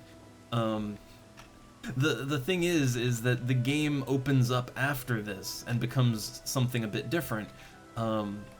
This is your tutorial, and I gotta be honest, it doesn't really feel like a tutorial. They never really hold your hand about anything. It's just run around, do whatever you feel like, and there's tons of quest givers, and every quest kind of teaches you a little something. That's how it is here. Empathy and that. Get that life drain in there. So I have good defense whenever I'm attacking. So like as long as I am attacking, I'm actually kind of hard to kill. I like that.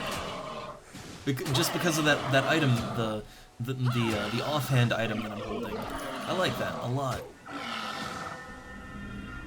I still don't really have a plan for how I want to build my character. I just know I don't really want to go for optimal. I want to go for maximum fun. Maximum fun.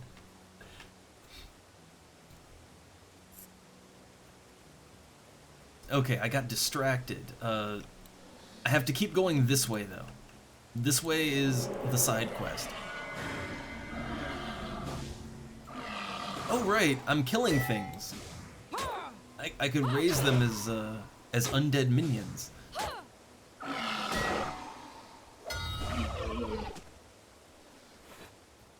Right, let's raise some minions real quick. Oh, the bodies are gonna disappear. I gotta act fast.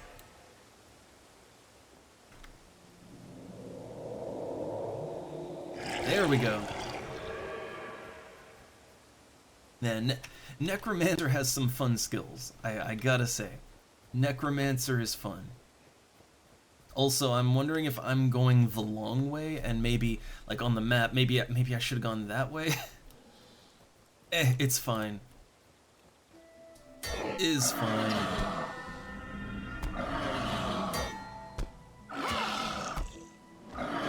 I love how she's just skipping around in the background everywhere I go.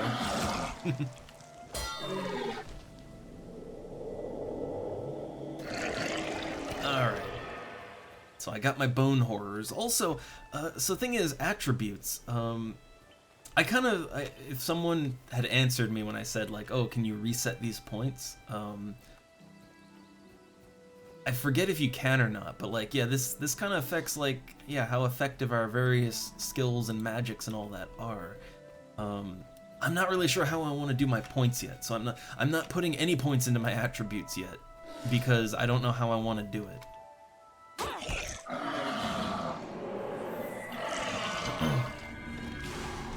Oh, something's attacking me. You over there, you're attacking me. Don't like it.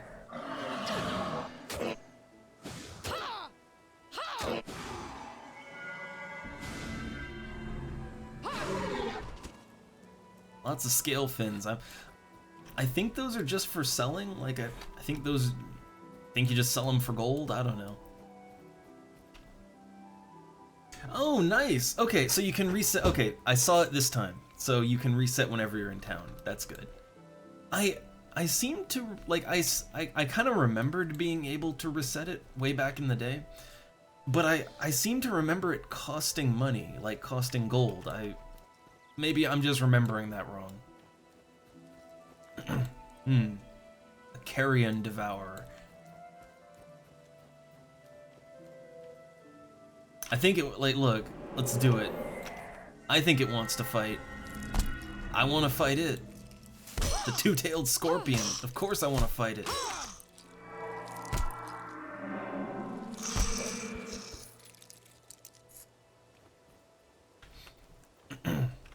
Alright, so this is the side quest over here. You there. You look like a sturdy mesmer. Okay, so we're gonna protect him and we'll get 2 eggs out of it. Okay. So we've taken on another quest. The Egg Hunter.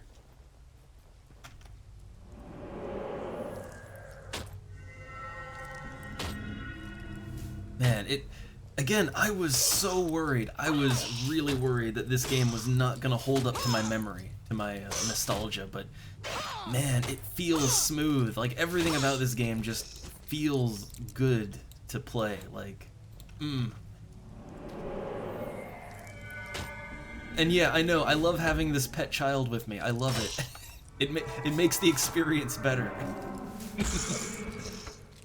Ooh, a longbow. So, wait, a longbow. I'm guessing you can't use an offhand with that, right? Yeah, you can't use an offhand with it. But let's just try out the longbow for a hot minute.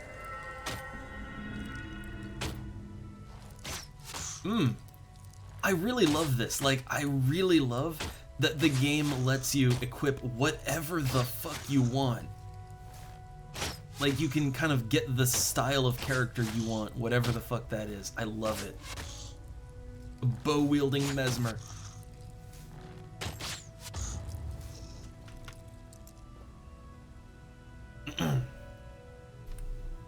Well, I don't know. Well, I would say to stick with that, but like, I kind of like the sword. I kind of like the sword.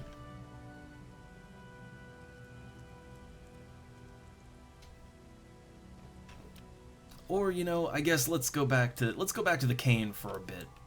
It is nice to have a ranged attack. Ooh, a fire wand. It's unidentified. And an earth scroll. So this gives +4 energy. So, okay, earth scrolls give +4 energy. So this only gives 3 energy, but it gives a lot of armor. That's a tricky one. That's a hard choice. Hard call.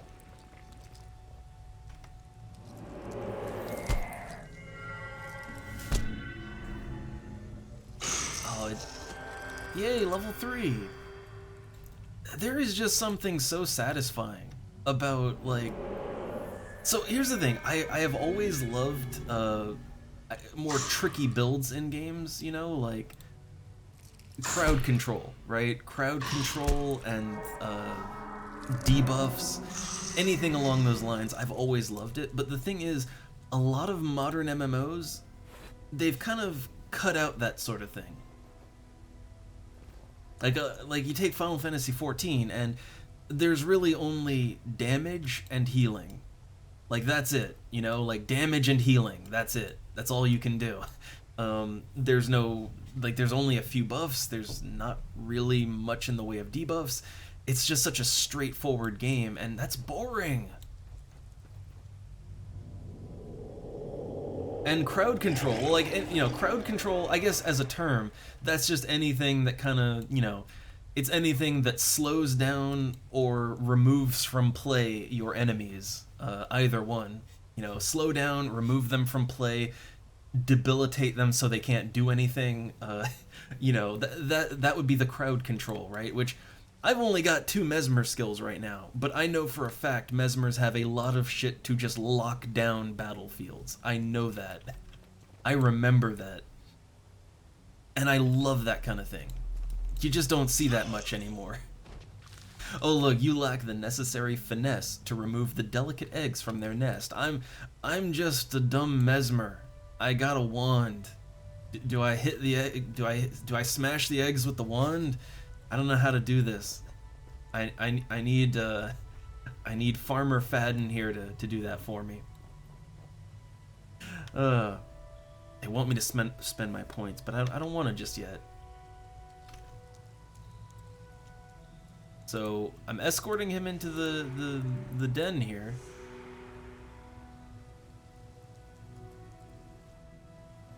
I've escorted him in. I assume he's gotten the eggs, right? I assume. Oh no, wait. The cave goes deeper. Cave goes deeper.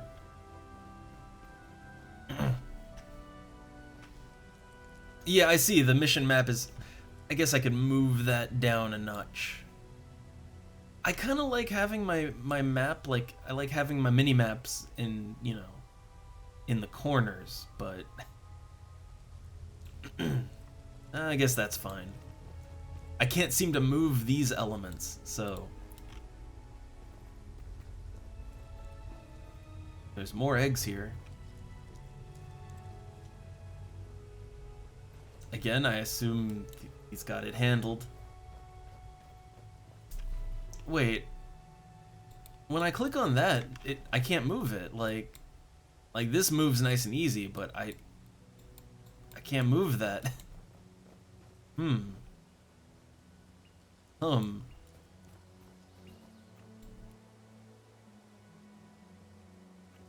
Okay, I think I got turned around in the cave somehow. Okay, so I'd have to go through the settings. Again, I'll tweak that later, but for now, we're just having some fun. I can tweak things to my liking later. So long as it's not in the way.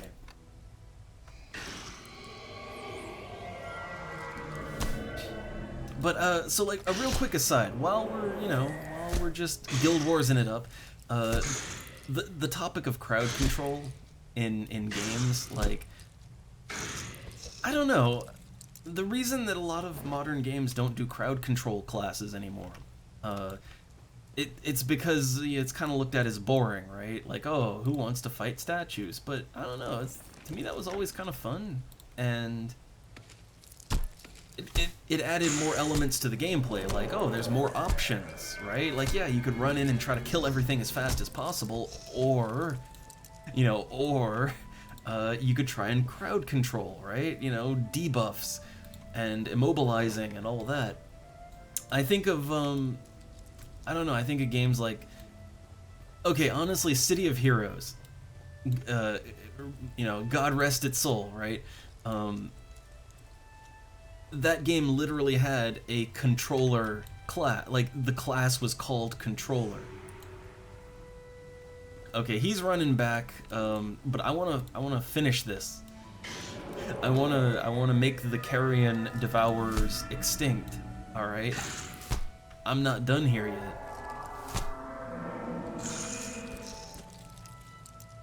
I also picked up some other things. So I picked up a foe hammer and a holy staff. So this holy staff, it has the skill recharge of spells, a 10% chance. That sounds good. It's a two-handed staff though. Yeah, so it's a two-hander. So that's a two-handed staff right there. But we also got this here hammer. Just get in there. Get in there with the hammer. Oh, that's two enemies on top of each other. I see.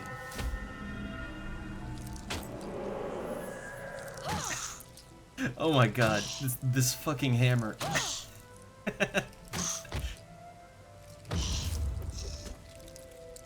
This is why warrior would be a great it'd be a great choice. This is why warrior is the perfect choice. But I don't know. I like having a secondary. I like having a secondary weapon. Oh, we can just straight up use a shield if we wanted to.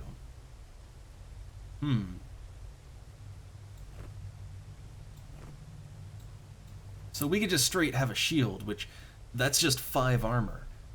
The thing is this is 5 armor versus physical, and also 5 armor when attacking, which I'm almost always attacking. So this is kind of the better option for now, I think.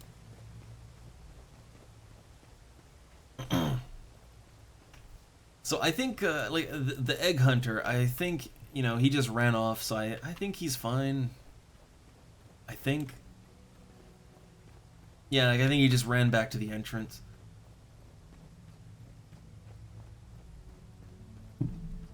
But even though we don't have that many skills yet, I'm already getting into it, like really getting into it. The way I remember Guild Wars being so captivating. Because there are so many skills and so many combinations of classes and attributes and all the equipment, like so much equipment, and you can tweak the equipment too, and like there's so many different ways to play, and it's really fun to find the way to play that you have the most fun with. and then kind of tweak that to make it the best it can be for how you want to play. And then when you get bored of that, just, you know, mix it up. Just try out a different combo of skills, different combo of equipment and attributes. You know, make a new character and try out a whole totally new set of combinations. Like, the options are kind of overwhelming, but it's awesome. Oh no, my inventory is full. I have to drop something. Well, let's see. I guess I don't need a second Earth Scroll. Oh, you cannot drop items within your first 24 hours, so I can't drop items on the ground for 24 hours, but I think I can just throw it away. Yeah, there we go. Okay, I got some Devourer eggs, which is for a quest. And I got that sweet XP.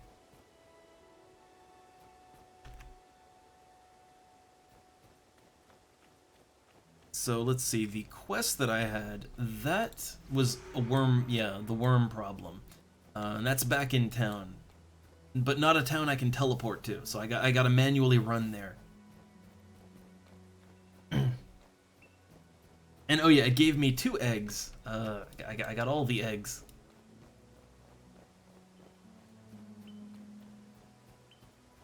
But yeah, I don't like to just gush, but yeah, you know, this game, it's as good as I remember it. I was so worried, but no, it's as good as I remember. I mean, yeah, you can definitely see the age on it, you know, I mean, it is an older game, but I think, honestly, I mean, look at the character models, like, I think they still look fine. You know, of course, they're not, like, super ultra-realistic graphics, it's not Skyrim, re-released for the 10th time, but, like, no, it looks fine, it's stylized, and it looks good for its style. But even with that, like, I don't care about that. The game plays as good as I remember. And we're just in tutorial land. This is just tutorial land. Oh, the beard options. Well, Chesty doesn't get a beard.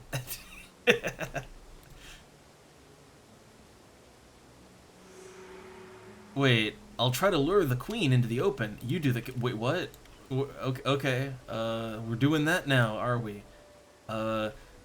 Okay. Let's do it.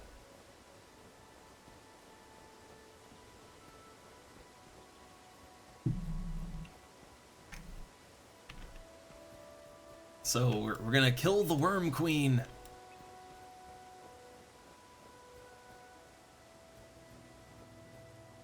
Just gotta follow this guy there. Or I guess I could run ahead of him, right?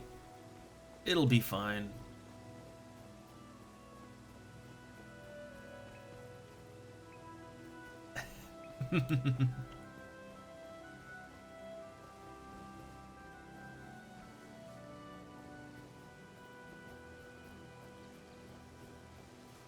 And also, I will admit, look, when I play your average MMO, because you know how MMOs love to, like every quest you take, they love to pop like a paragraph or 2 of text on you. Like they give you a little essay in that text box for the quest. Nobody reads those. I skim them. So where's the worm? There's the Worm Queen. Okay, where'd you go? Okay, come on. Come on. Let's do it. Also, this wolf just started attacking me. I don't like it.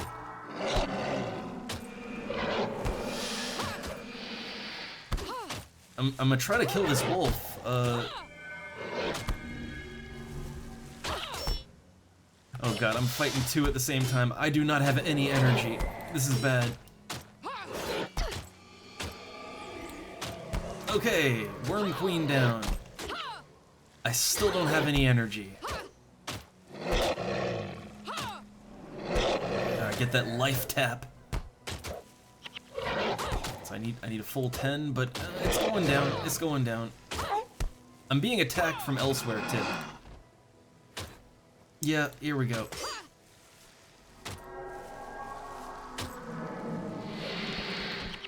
An ornate buckler. I can't carry. I cannot carry anything. All right, I done your quest. Okay, I need to sell stuff, but okay, there's a merchant like right over here.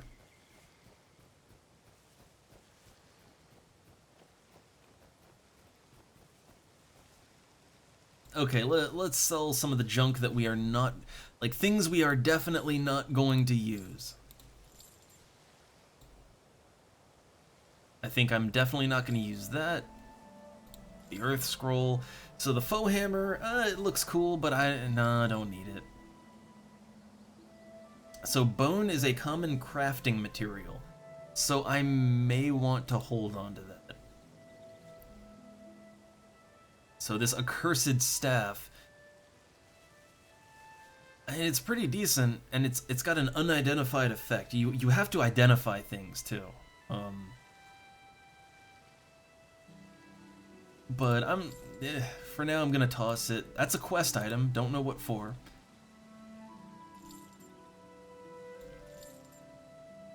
I like the longbow, but I don't know. I'm trying to think. Like, I don't know. Would it be fun to go longbow? Probably, but I kind of want to go with the sword more. Like, if I go with a melee weapon, probably a sword. I'll hold on to the fire wand because it might have a good effect on it. I don't know.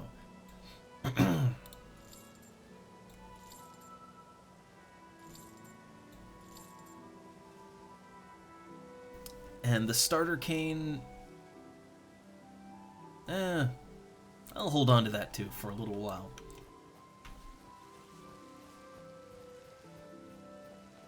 And yeah, like that it's the same thing for me, Kevlar. Like I used to read everything, but the truth is that 90% of the time in games like this, and it's not necessarily a bad thing, but it's what it is. Like 90% of the time, like this text right here, like, oh, it might, there might be some amusing text in there. There might be something kind of interesting, but really it's filler to give you the rewards and, to set you up on a quest to give you these rewards. It's filler. So yeah, I kind of just skim it, It's unfortunate, but that's just how it is. So let's see, wait, someone has stolen his prized Moa bird. The tracks seem to indicate that whoever took her led off to the catacombs. Okay, now if we do this, we'll get a smiting staff. Very good, high energy, holy damage. It's two-handed though, but it'll also give me a longsword that does 6 to 9 slashing damage, so I'd take that.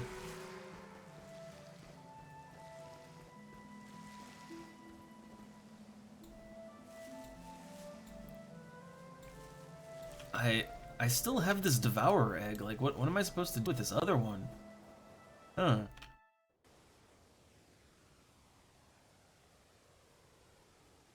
And yeah, like there, sometimes there's interesting text, I'll admit it, but I'm kind of talking in general, and like, in general, for most games, the quest dialogue is just filler, and that's unfortunate. Wait, unsettling. Wait, did I already do this? I mean, no, wait, I didn't already do this. This is new. Unsettling rumors. Huh. An important message that must be delivered to Armin Saberlin in Ascalon City.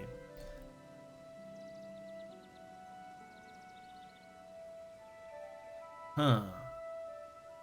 Okay, consult your map and hasten your travel, okay? But wait, no, I've got side quests to do. I have side quests to do.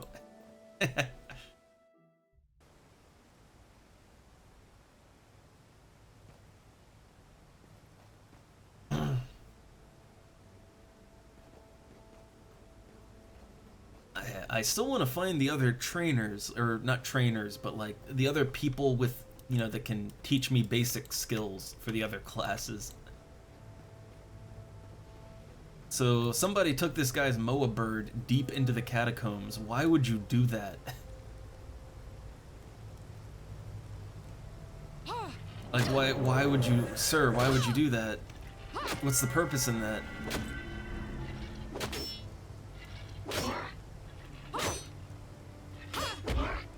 Alright, let's use our Deathly Swarm.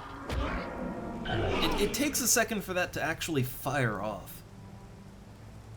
But when it does, good damage. Okay, so it's over there. I'm not sure. I think that's this way. Okay, so there's probably someone that'll tell me. I mean, right now I'm just exploring. I'm just kind of getting back into the groove and enjoying my time in Guild Wars. I like to find things naturally when I can, but, you know, if I get desperate enough, it's nice to know there's a friendly NPC that'll just tell me. That's always nice to know. Alright, this should hit both of them. Yeah. So I do have my energy drain, which is a nice heal. I kind of wish it actually, like, wait, where's he going? I kind of wish the energy drain actually hurt the enemy, but it just lowers their energy. Okay, this should kill them both, right? Oh. An ornate buckler. I'm finding more magic goodies.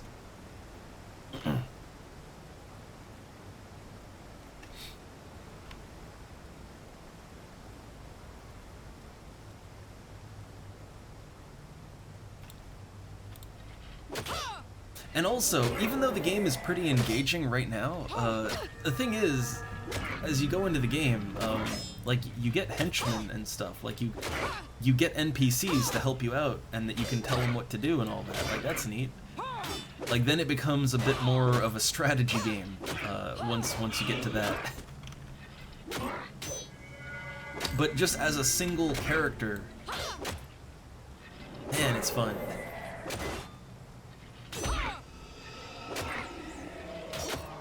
Also, I wish I could raise these guys as bone minions, but, well, they're already skeletons. Like, they're already skeletons, so I can't raise them as skeletons. I mean, that makes 100% sense, but still.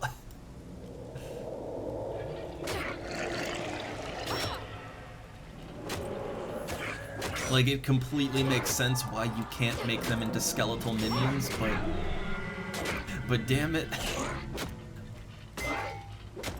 It makes life harder. Also, fun thing, so the life siphon that gives that nice debuff, like, I can stack that on 2 different enemies, and instead of getting 1 health, like, you know, giving me 1 point of regen, gives me 2 points of regen. I would assume if there were a bunch of enemies and I just stacked it on all of them, I assume that, I assume that I could just keep stacking it higher and higher and get, you know, more regen. Fun times.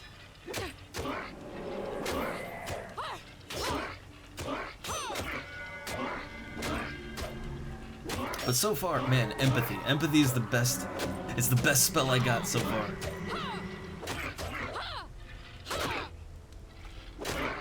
Well, empathy and Deathly Swarm, because that's an AoE.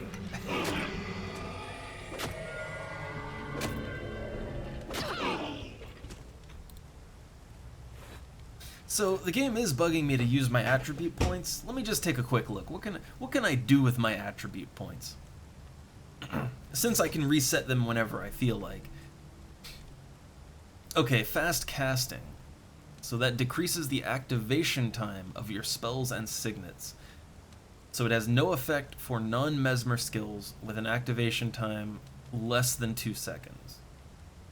In PvE, each rank of fast cast decreases the recharge time for your mesmer spells by 3%. That sounds really good.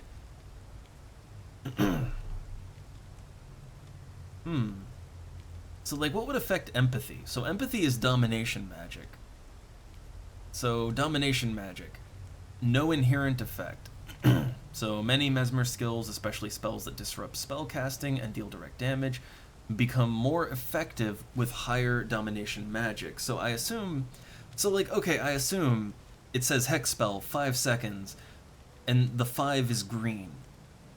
Target foe's attacks deal 1 less damage. That's also green.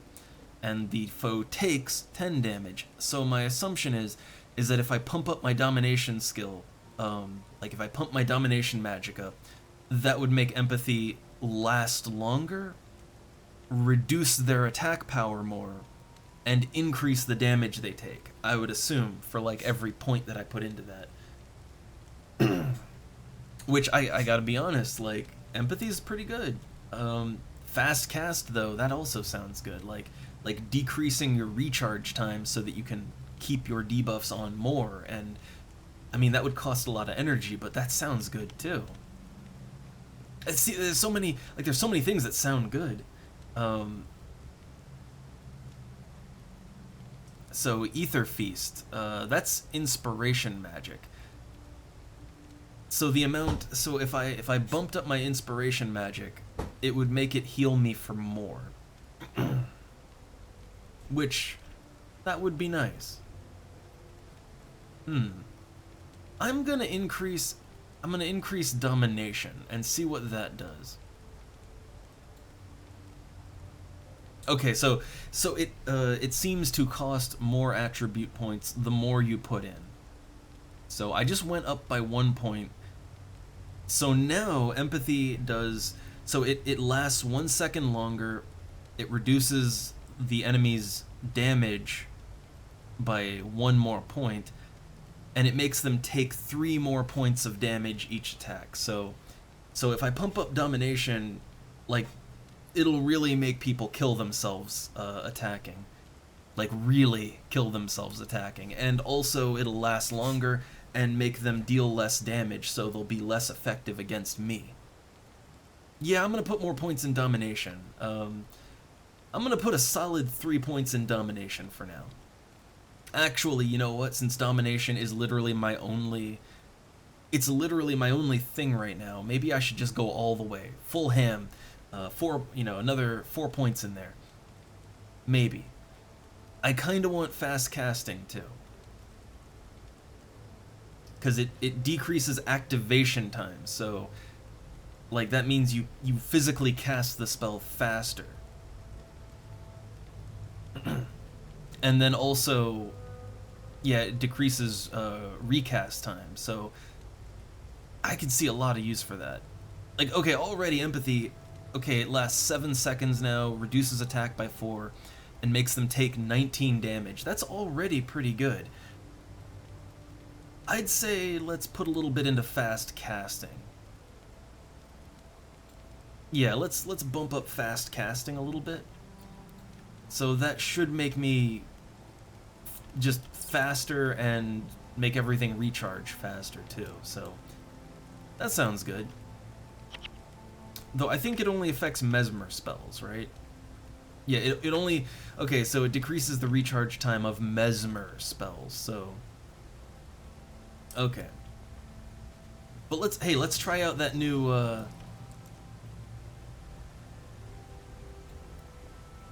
Oh, are they just gonna kill themselves on the traps? Well, okay, I guess they did. So let's try out that new empathy. Let's see how good it is now. Nice! Look at that. That damage. So empathy is a lot more effective now.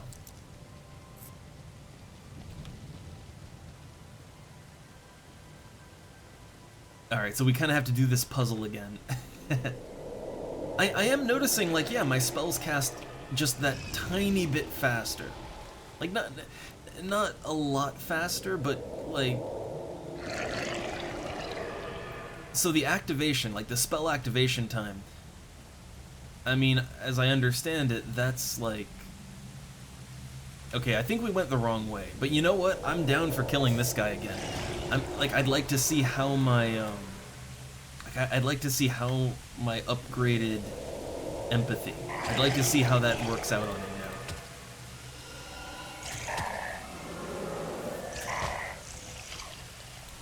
So, upgraded empathy.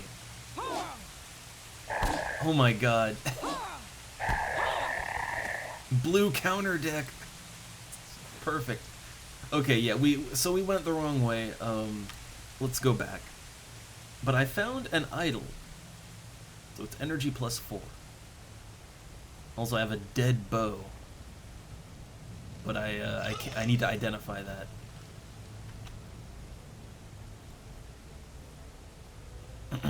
So yeah, I went the wrong way. Yeah, that doesn't show anything, but... So that's where it is. So, like, it you know, I get a general idea of where it is, but it doesn't really tell me, like, exactly where I need to go.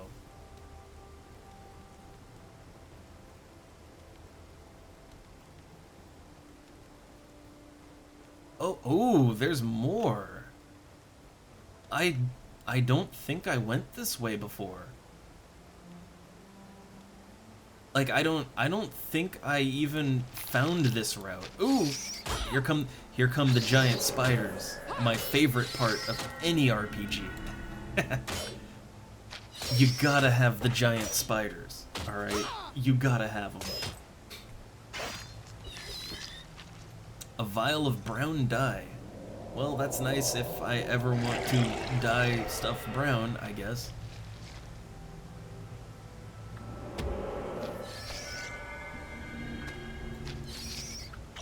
Oh, there's another one. There's another spider.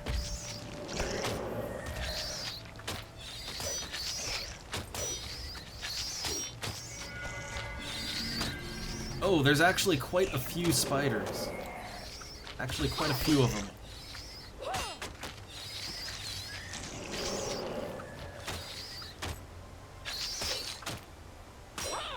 So yeah, I gotta say, I'm really happy I upgraded Domination. I'm really happy I did that.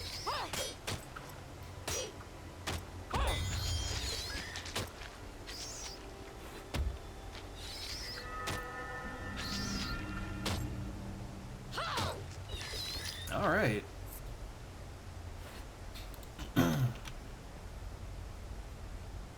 So yeah, I did not even discover this path before. It was kind of hidden. Like unless you look at it with a certain camera angle, you just don't see this path.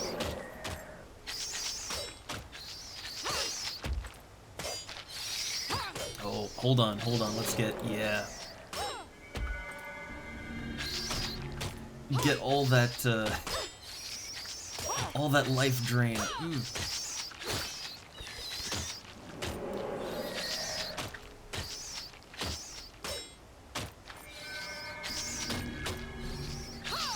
God, debuffs are fun. I miss this. Alright, and let's use the, Deathly Swarm to finish it off.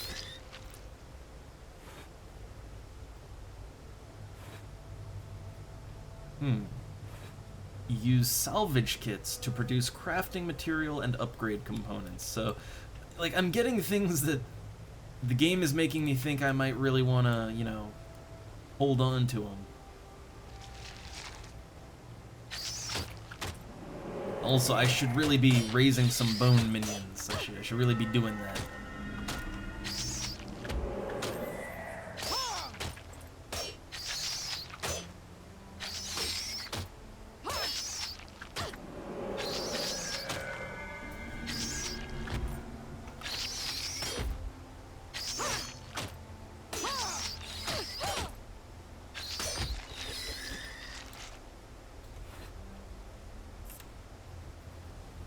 I don't know why, but it's always really satisfying in games like this to just, you know, to find increasingly better loot, right? It's just a weird kind of... I don't know, it hits that happy spot in the brain. But it really hits that happy spot when you're finding things that are actually useful in some way, and not just trash loot. Like, yeah, there's some trash loot here, but like, okay, apparently that's something I might need. Also, I'm finding various pieces of equipment, which is nice. Like, that feels good. Oh, there's another one over here.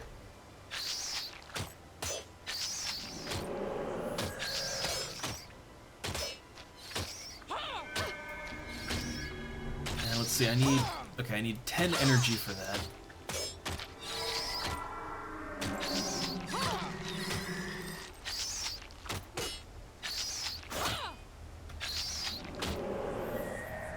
So again, I should really be raising some minions. Let's do that. You know, since it's a thing I can do.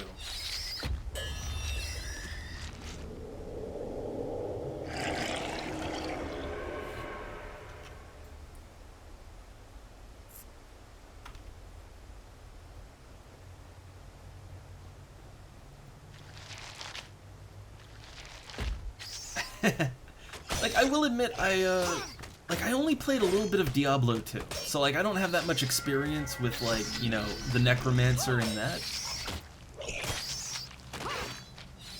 But I know, like, in that one, I think the thing is they could really, like, raise a shitload of minions, right? At least that's what I remember my friends really liked about it. And, you know, a ton of minions is pretty fun, but, like, And this game does let you have quite a few. Like, you can summon quite a few minions in this. But Necromancer also does a ton of other stuff, like, you know, it's got all the, Mesmer has a lot of kind of canceling and crowd control stuff. Necromancer, like, it has a lot of debuffs too, but its debuffs are kind of more focused on health. Like, draining enemy health to add to your own, that kind of thing. It's a little more focused on that. And then the minions.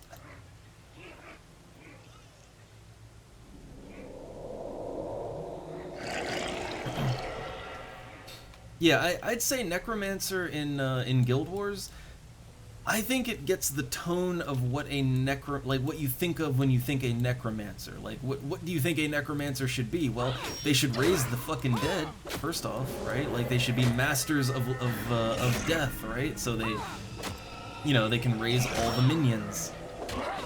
They should, you know, as masters of life and death, they should be able to drain enemies' health, add to their own. There's several kind of concepts you can think of. Also, ooh, these guys are really, they are hurting me. These guys are really hurting. They're bringing the pain. I gotta be careful here. Uh-oh. These guys might just have me.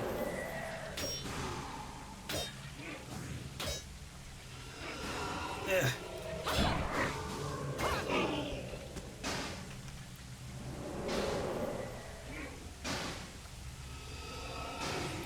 Maybe I should switch out to, yeah, so I don't have to get too close. Switch out to a cane.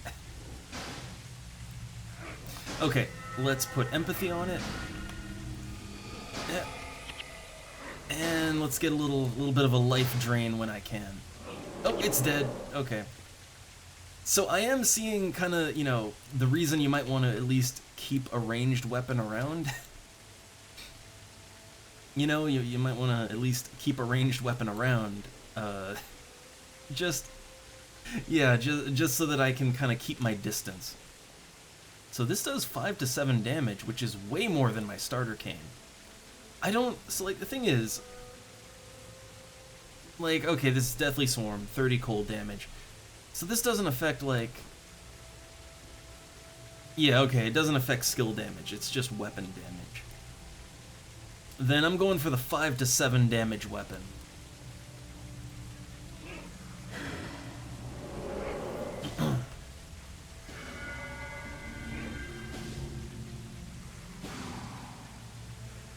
But it's kind of funny because I'm just subbing Necromancer here, right? Like I'm just using, you know, I'm using a couple of the Necromancer starter skills.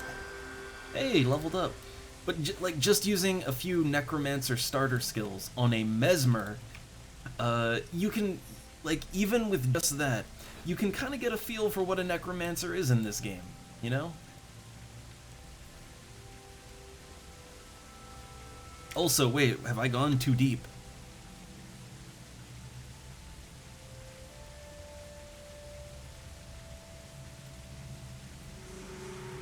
I headed to the catacombs and I found his prized bird, right? Oh, wait, what does it want from me now? It wants me to go south. Okay.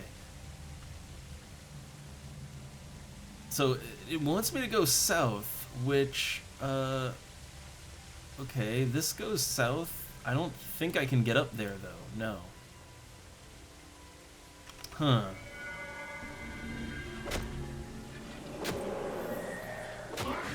We'll have to figure that one out.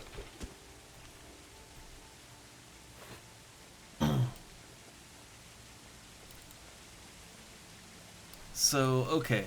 I mean, that's the way I came from. So, like, you can see that there, like, that goes south, but that can't be where I need to go. This is a bottomless pit.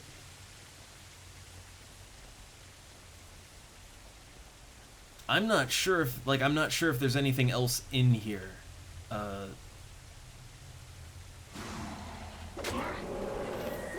Let's keep killing and find out. Man, this one does a lot of damage. How much damage does my, So the sword, okay, the tribal blade just does 3 to 4 damage. It's a pretty weak sword. So yeah, this cane is the way to go. It just does the most damage out of any weapon I have. And this is the first time I've played Guild Wars in a very long time. Like, the last time I played Guild Wars was like when the first expansion came out. So I'm just starting fresh here, just right here tonight. And I'm just taking a look at it. I play whatever I feel like. I literally, from day to day, I could play something totally different. It's a variety channel. But I'm really getting the Guild Wars feel here. I'm liking it. I will definitely play it again sometime. But the main game that I'm kind of playing on the stream is, like, for now, is Phoenix Point. We need to get back to that. I think it's a losing campaign, but we'll get back to that. I promise. But right now, I really want to do some Guild Wars. And I will probably stream my whole adventure with this character in Guild Wars. I'll probably stream the whole thing. Alright, I was being lazy on that one. Oh my god, the inventory fills up so fast. But it looks like you can have more than one backpack. I'm gonna drop this. Right, I'm too new, so I can't drop things. So I dropped my sword. The problem is it just doesn't really do enough damage. It's a weak old sword. I keep finding goodies though. So yeah, I don't think I really need to go that way. I don't think. Maybe I do. But so the quest wants me to go south. Like, this prized bird is apparently to the south. Also, who are you? Oberon the Reviled. Or can I learn more skills? How about Warrior? Okay, so the Shrine to Balthazar in Green Hills County. Okay. Oh my god, I made the joke that it's Green Hill Tutorial Zone. Oh my god, it's literally Green Hill Zone. Okay. So follow the road northwest from Ascalon. Okay.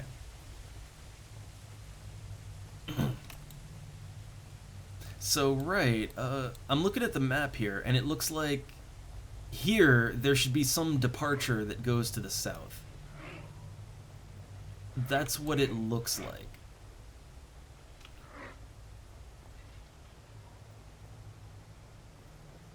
Huh, a brake hammer.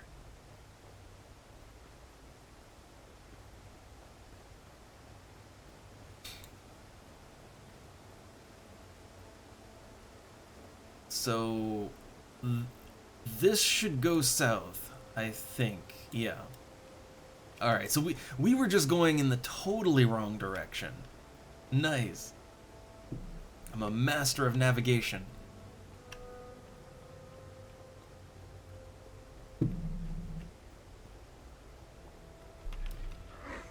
Oh, hey there.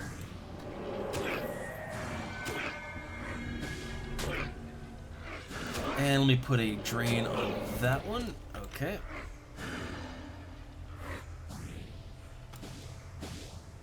God, Mesmer is so much fun. Like, I know there's a lot of fun classes in Guild Wars, but I remember Mesmer as being so unique and so interesting, and I only have 2 Mesmer skills right now. But it's, even with just those 2 skills, it is so unique and so fun. I love it.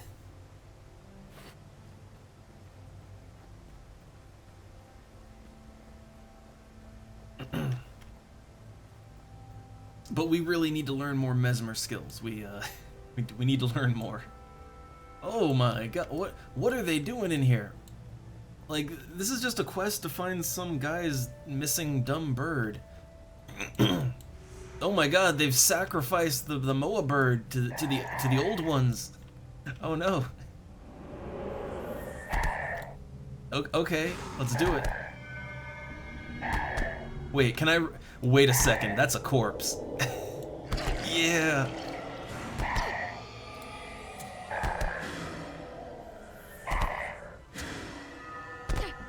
Empathy.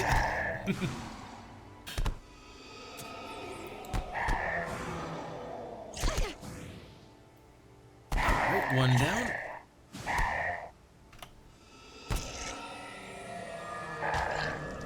It's like, hey, free corpse, right? Okay. So another deadly cesta. But I think mine already does, yeah, 5 to 7.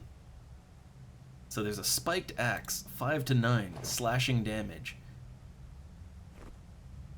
Oh, that looks nice. That looks nice. I assume you can't dual wield.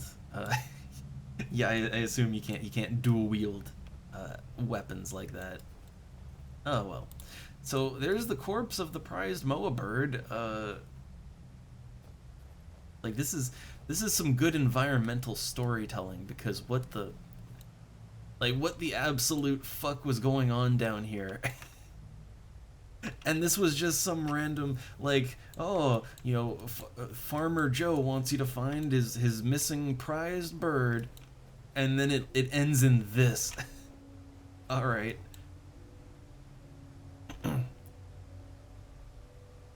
So let's see. So I need to return to Pitney for my reward, which he's in Lakeside County. So yeah, let's just teleport back.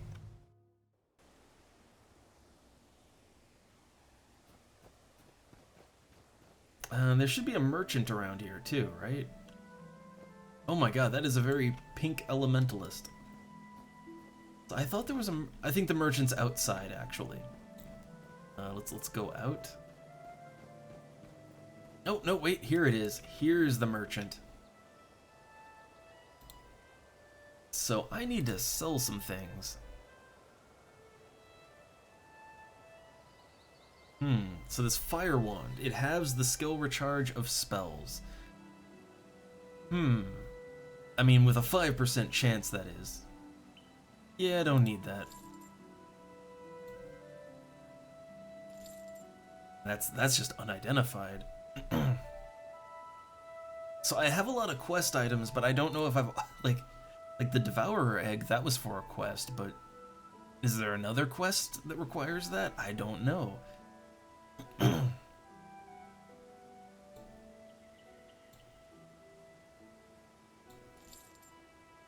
I'll get rid of the bow, the idol. I don't really need dye right now. Yeah, I'll just get rid of that stuff for now. Faux hammer, get rid of that. Her staff.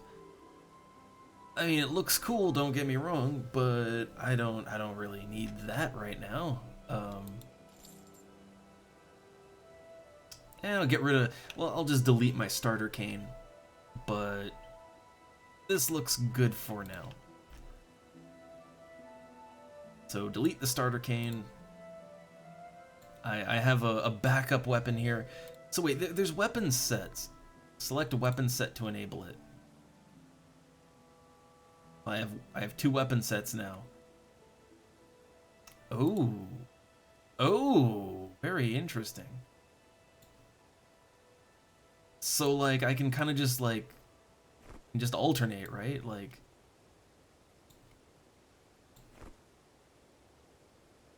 yeah, okay. So now like so I can just hit like F1 or F2 and just quick switch, I think.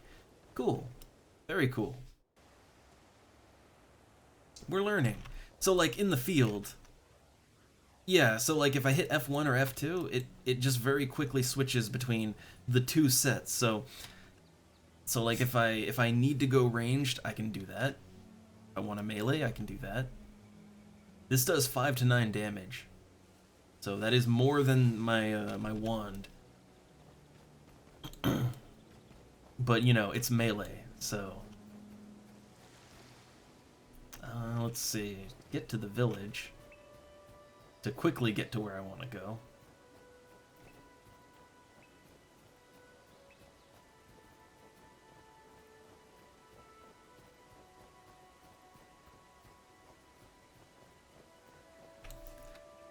Also, I still really like the look of this, you know, this nice little starter area. It has a very calming vibe to it, which is great considering what's gonna happen.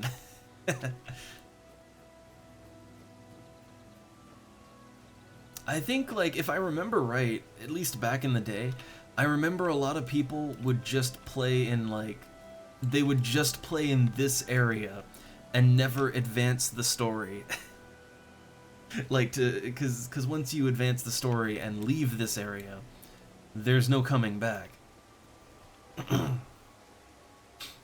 And I kind of remember that some people just, like, exclusively played here. They never left tutorial, you know, the tutorial land.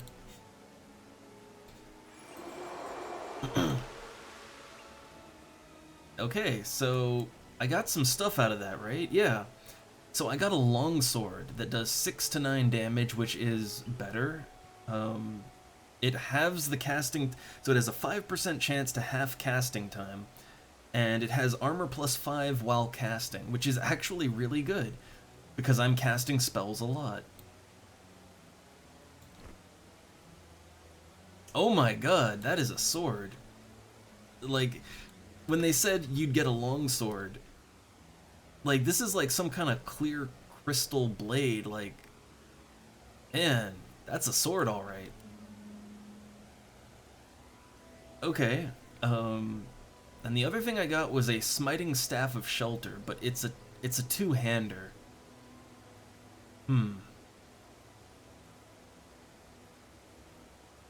But it does give a lot of energy, actually. It gives a lot of energy. It does low damage, but it has a lot of energy on it, and it does give plus 5 versus physical damage. So that might actually, like, that might not be terrible.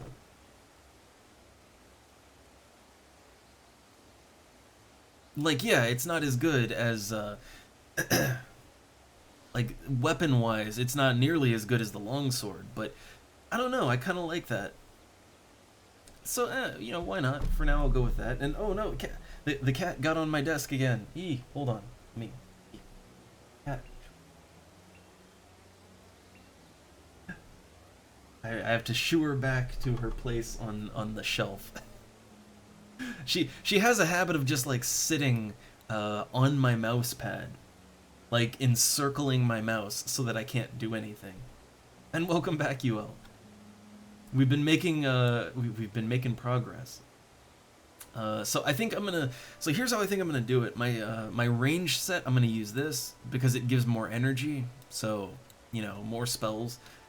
But then I'm gonna use this for just murdering things. This crystal crystal sword, which apparently that's a skin on it. Which I don't remember that being a thing.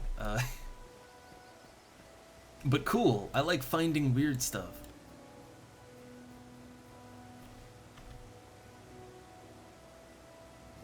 Alright, oh my god, we still have to adventure with an ally. We still have to do that.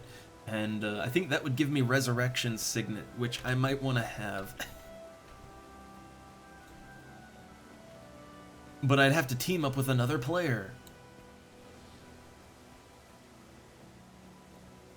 I know, I have Gwen. That's my ally. But the main thing I wanted to do is I wanted to find a warrior, like, to teach me the ways of the warrior. They said I had to go northwest of Ascalon City, though. Which, that would be way up here. I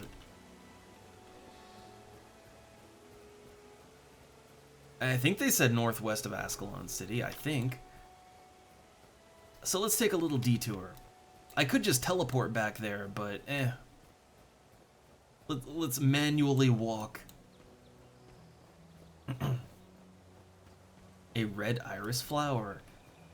I'll take it. Does she want another flower? Give the flower to Gwen. Oh yeah, it'll match all her other flowers. Okay,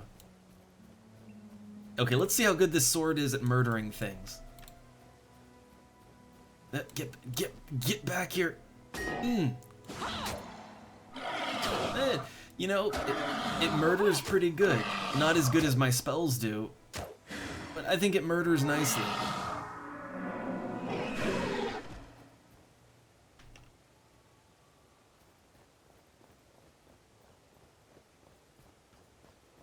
Although really what murders real good is empathy. Look at that. Does 19 damage when they attack now. Yep. Oh, I love Mesmer.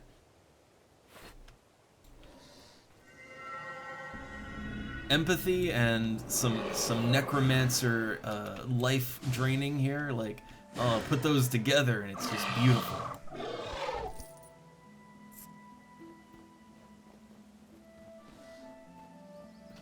And nice, UL. Again, your game is fun. Like, I don't see why it shouldn't, you know, why it shouldn't do well.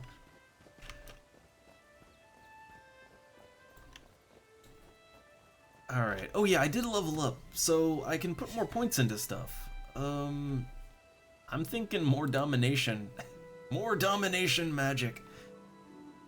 I also don't even have any illusion magic, but you know, in case I get some, I'll put 1 point into everything else too, since apparently I can just change this whenever, so. So now my empathy lasts for 8 seconds. Whenever they attack, they deal 5 less damage, and they take 22 damage. That feels pretty good. Oh hey, there's a guy back here. I think I had a quest. Do I have a quest for him? No, but they want me to go back to Ascalon. So what is this guy? He keeps having quests for me. Oh, if you'd like to become a better Mesmer, I'd suggest you talk to Lady Althea at the actor stage. Well, thank you. Follow the road northwest. Okay. It's like, the thing is, they say northwest, but it's like Ascalon is here, the wall is here, and you don't go beyond the wall. So it's like, what, do you mean beyond the wall? Like, but no, I guess northwest, very slightly northwest. So here we go. There's a very well-dressed Mesmer here. Okay, they can teach me more about illusion magic. Okay. At the watering hole southwest of here, you'll find a rogue bull. Terrible creature. Here are some Mesmer spells to assist you. If you dispatch the creature, okay, I'd be very grateful. So, I got more Mesmer skills. Can I rearrange them a little? Maybe, like... I kind of like to have my skills, you know, I like to have them arranged in a way that makes sense to me.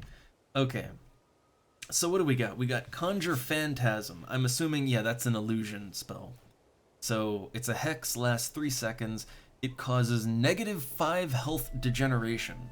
So in the same way that like my Necromancer Life Siphon reduces the enemy, like it gives -1 degeneration and gives me +1 regeneration. Well, this doesn't do any regen, but it's -5 degeneration. That's pretty fast. That's a fast tick down on your health. And then Imagined Burden, which is also an illusion spell. So for 9 seconds, target foe moves 50% slower. So yeah, there you go. There's your crowd control. Like, just make the enemy move slower. Nice little stage here. Okay, so let's practice these spells.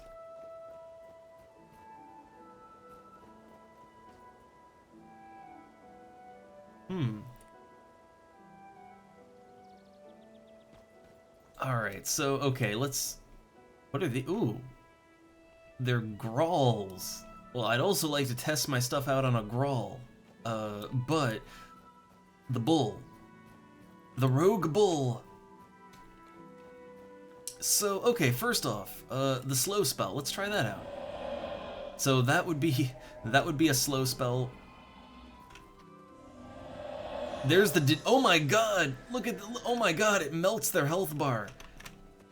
It just melts their fucking health bar.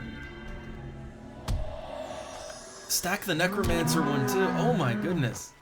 Like, that is some fast health degeneration right there. That is really fast health degeneration. Like, I want to try that again. So first, I'm gonna put the Necromancer one on, and then I'm gonna put the Mesmer one on, and oh my, oh my. That's what it's all about right there. And making them kill themselves attacking me. That too. That also is pretty good. Also, what is this aloe seed? Got an unnatural seed. Alright, well, I learned new spells. What is this? A bandit fire starter. Degenerate!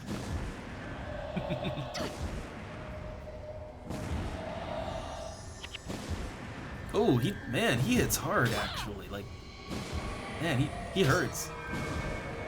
But empathy will hurt more.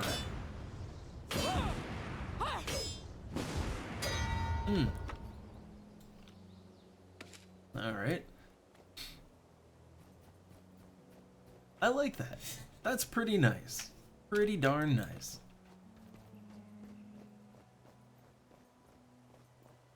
So yeah, like that is part of the fun of Guild Wars, is just like all the skills that you can get, and like trying to find skills that synergize together in a way that you find interesting and fun. That is, I'd say that's half the fun of combat. And like, I don't think there's really any particularly right or wrong way to go about it. Like, you know, you have a lot of options. Also, the cat just running across my desk, just scampered right across.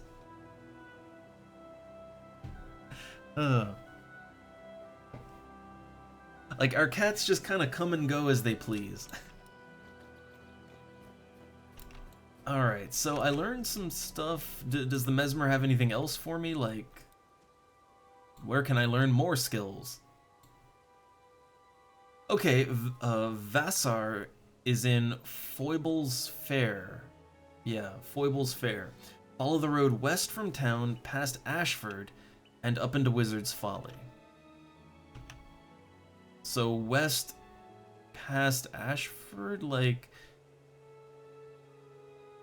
I'm not sure where they mean exactly. I'm not sure exactly where they mean. Is there more here? I don't know. Let's go this way. Well, I don't know if this game has like pets. I'm not sure what you mean by like pet can mean a lot of things. Like in Final Fantasy XIV, a pet is just a little cosmetic thing that follows you around and doesn't do anything. I mean, I have necromancer skills, so like I can kill things and raise their corpses as my pet. You know, that's a pet, right? Oh god, I love that health degeneration. I love it.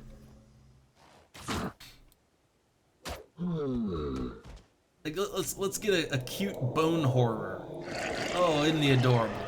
Isn't he just so adorable?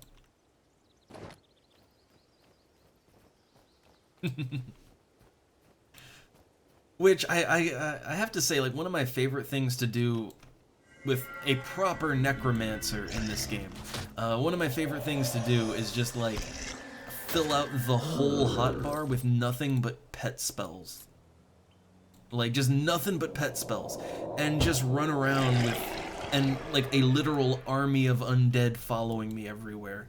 That was so much fun. Not necessarily the most effective. Like, you know, pets are good in this game. You know, minions are good here. But Necromancer does have a lot more to offer than just skeletons, you know? Skeletons are fun, but they're, you know, Necromancer has more to it. But no, it's a lot of fun to just have an army of undead. That's just too much fun. Wait, something attacking me? Why?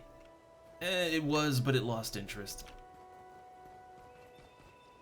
You gonna attack me? No? Okay, we cool.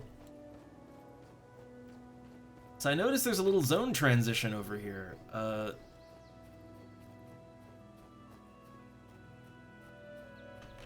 Like what is this? What is this up here? I don't ever remember going up here. Like, to be honest, I don't remember going up here ever. So there's a lever.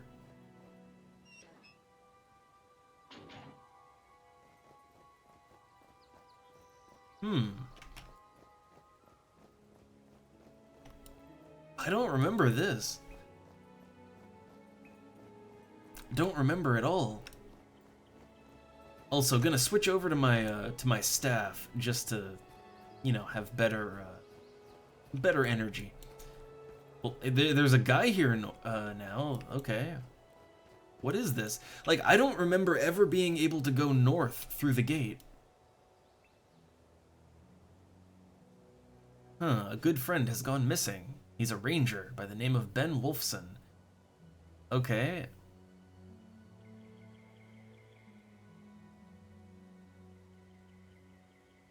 Alright, so you'll need you'll need a companion to pull the lever above the gate while you go through.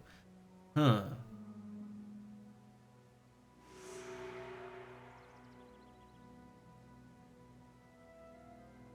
So I'll need a companion to get me through here, huh?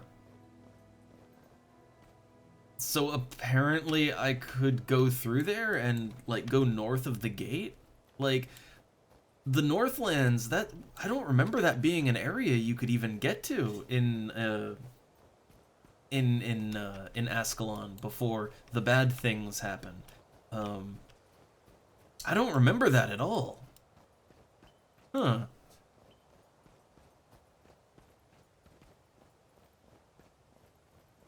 Yeah, there's a lot of bloom, but so the thing is, like part of the as I remember, there is less bloom once you get to the game proper.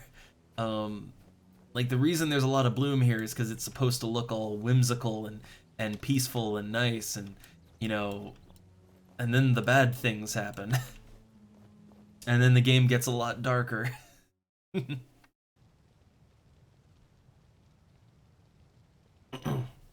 Ah, okay, so I could do that alone if I'm quick enough, huh? I'll try. But first, so I take it this is the warrior guy, right? War Master Grast. Grawl invasion. Okay, there's trouble on the road. A group of Grawl invaders have camped out not far from here. So I can teach you a thing or two to help drive them off. I'll even lend you a sword if you need one. So, okay, you know what? I'd like to try out the warrior skills. So I'll lose my necromancer skills, but yes, teach me the way of the warrior. Chesty must know the way of the warrior.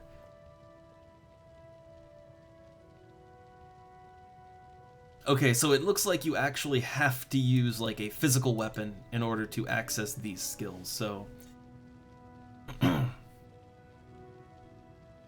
Okay, so Sever Artery inflicts bleeding. So it inflicts bleeding for 5 seconds. Gash deals +5 damage and inflicts deep wound condition. 5 seconds, if the target is bleeding. So if they're bleeding, it inflicts deep wound. So you sever artery and then you gash. And then what's this one? Healing Signet. So it's a signet. You gain 82 health. You have -40 armor while using it.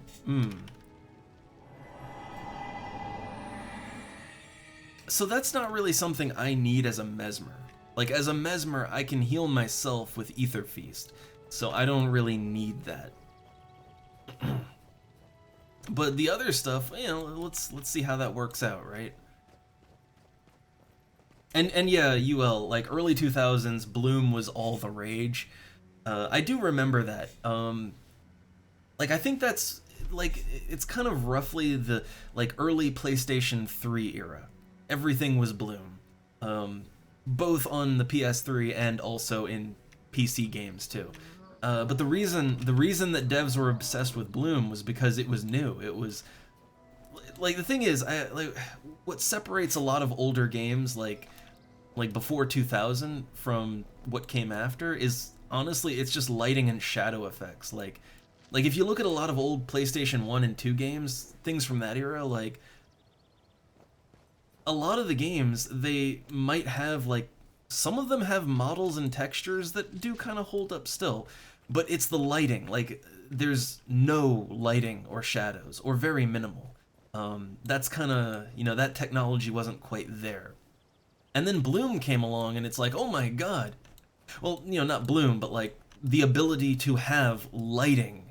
Like, not just painted on lighting, you know, like you take these shadows here from these trees, like this is painted on. Like you can see, it's just painted on. It's painted onto the terrain. And that's fine, it works, it looks fine. Like it looks good, you know?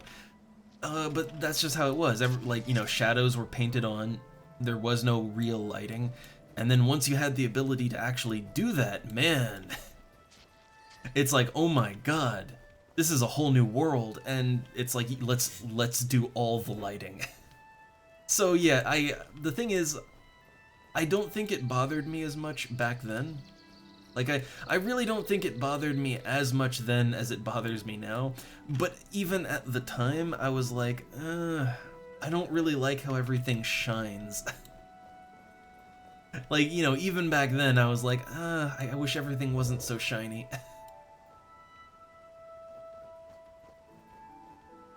Oh, there's the Grawl invader. Let's go up there and meet him and challenge him. And try out some of these warrior abilities. Let's do that. Well, first let's debuff him with empathy. So, okay. Yeah, adrenaline. It looks like in order to build up adrenaline, you have to attack. So you can't just launch straight into a move. You've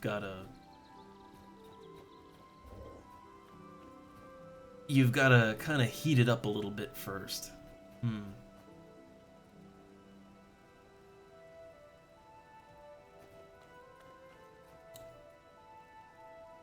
So they just said to, like, dispatch the Grawl invaders. That's all they said to do. And I mean, I found one, and I killed him. I found him and killed him. But maybe they want me to kill the rest of them too. So let's do that.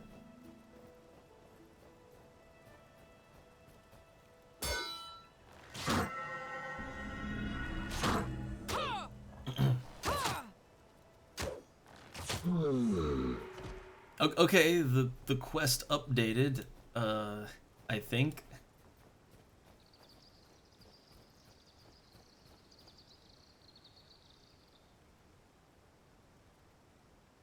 I mean, the quest updates and it sends me here, but there's nothing here. So I think it just wants me to kill more invaders. I mean, I can do that. I can do that. So I want to actually, you know, get a chance to try out my physical skills. So, okay, there you go. That's a bleed, and that is a deep wound right there. Bleed and deep wound. I gotta say, like, the adrenaline doesn't really seem to quite synergize with Mesmer, but I don't know, maybe I'm wrong. Also, this is a stone elemental, but I wanted to fight it. See if it drops anything cool. Nope. Like, I think the problem here is, okay, so like these adrenaline skills, I mean, okay, it is nice that it's mana free, basically. Like, it doesn't cost energy, it costs adrenaline. So that's nice, right? Like, to kind of have abilities I can use with an alternate resource.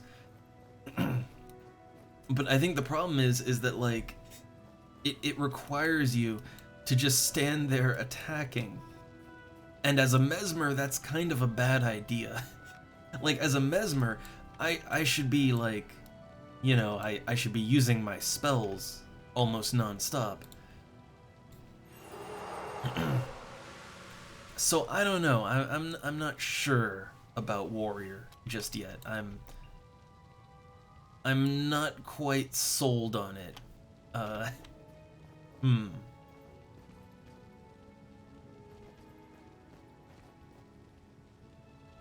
Like, I think Necromancer, I mean, probably Necromancer is, like, the power game thing to do. Like, that's probably the thing to do if, like, Mesmer / Necromancer, that's probably the power move, I would imagine. But, I don't know.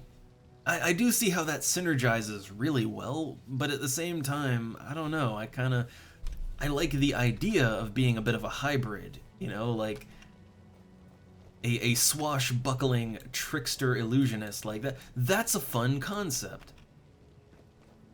I'm not sure how well it'll actually work out in practice, but it's a fun idea. But I'm gonna hold off. I'm gonna hold off to actually choose Warrior. So first things first, I want to see if I can actually manage to get in that gate before it closes. I want to see if I can do that.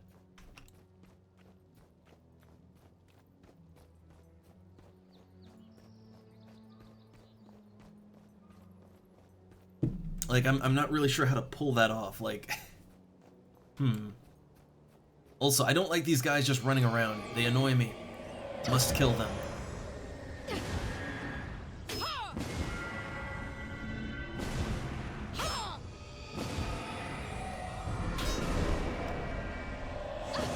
Okay, bleed and degenerate, like, that actually works pretty good. Like, the effects work good, it's just...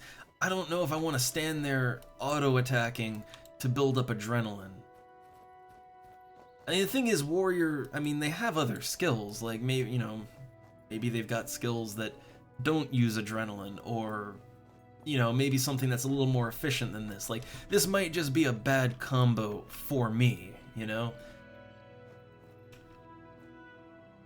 Okay, so, alright, I guess we gotta be, like, we gotta go fast here. So, alright, let's try it. Let's try and go fast like Sonic. Oh, okay, no. You can't, you can't shortcut that one. Did the gate already close? Okay. So... Alright, let's do it! And let's make sure we go away that, you know, we can actually do. Alright, come on. Hoof it. Hoof it.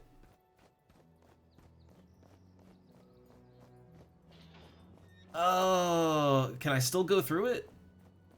Damn. Wait. Oh my god. Okay. So I guess as long as you get through the first gate, you're fine. Good. Oh man, I don't remember this. Like I don't remember this at all. Like being able to go into the Northlands. I do not remember that.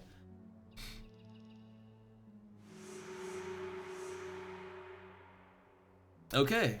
So let's try and find this guy. The enemies here are level 5, so we might be in trouble.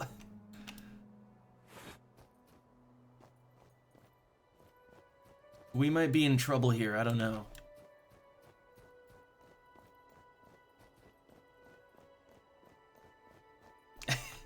I know, we just phased through the door. Well, I assume it's that there's 2 gates, and I guess as long as you get through the first gate, you're golden. I assume. So, yeah, like, we're on the other side of the giant wall, right? Like this is where all the enemy invaders are, like, this is where they're supposed to be coming from.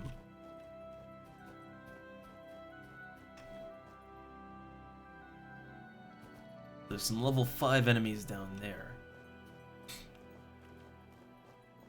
Like, I never knew about that. Like was this always the thing? Like, was going to this part of the map always an option? I don't remember it at all. Okay, these guys are level 5, but they're not particularly tough.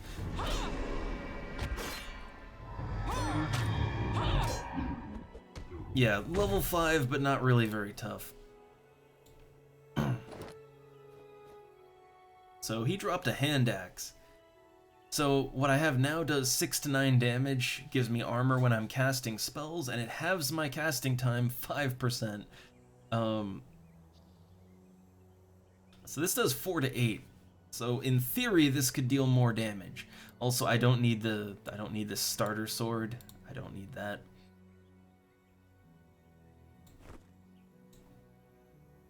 Pretty badass looking axe.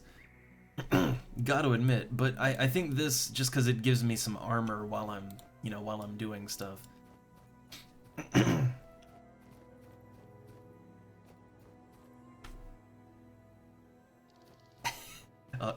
Cito.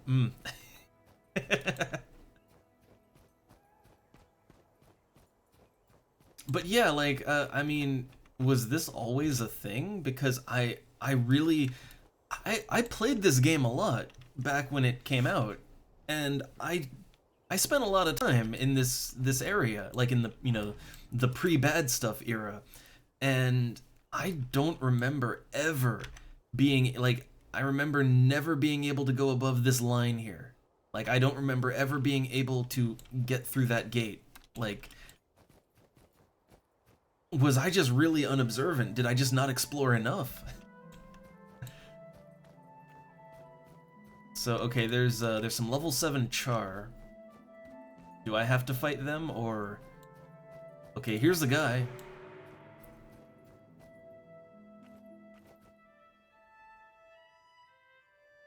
Okay, so now... We just have to lead him back to the gate. Okay, so we don't even have to fight the char. Although, we're gonna have to fight these guys. These guys that just literally came right the fuck out of nowhere.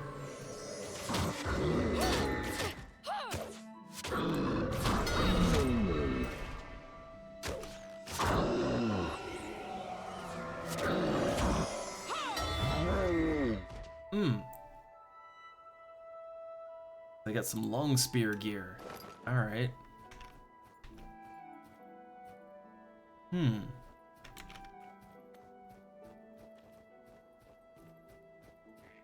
So this was always a thing? I mean, the thing is, I actually did spend a lot of time in the tutorial area.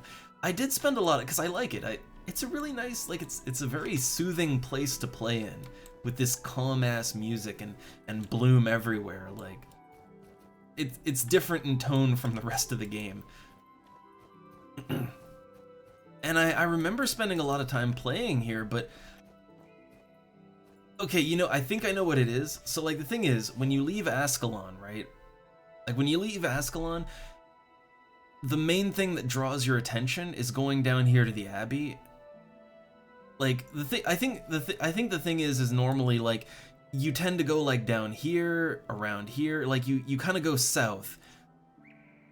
But I think the thing is the game doesn't really draw your attention to like this way or this way. Like the game doesn't really draw your attention to it. I mean, with this there's a bridge, but like here, I mean, I think I just never thought to go west. Look, I was a lot younger back then, all right? I was, you know, that was high school. I was a lot younger and more impatient. So I guess I just never thought to go west because the game doesn't draw your attention that way. I mean, maybe that too. I mean, I had friends that I played with, but I guess maybe I think I literally just never went west. Oh my god, what is he doing? Oh my god. Don't die up here.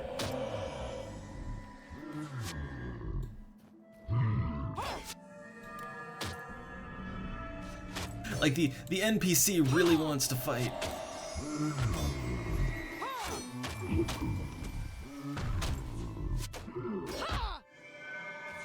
I don't know why, that NPC really likes fighting.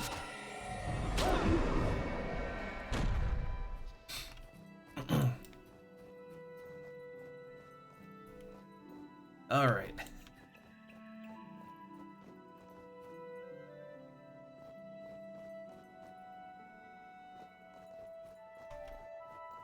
But yeah, I think, I don't know, maybe I just never bothered to ask anyone to like help me open the gate.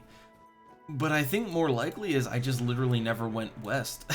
I think I lived, like, so the thing is, I don't really remember this stuff over here either. Like, I think when I played, even though I played in the tutorial area a lot, I think I just went, like, down here. I think I just went straight south because that's the direction the game kind of points you in. And I just sort of hung around there, and I just never went west. I think that's my problem. Ugh.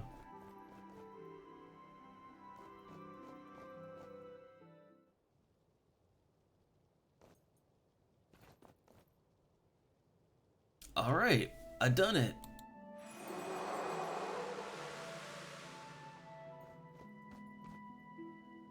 So I got a deadly cesta.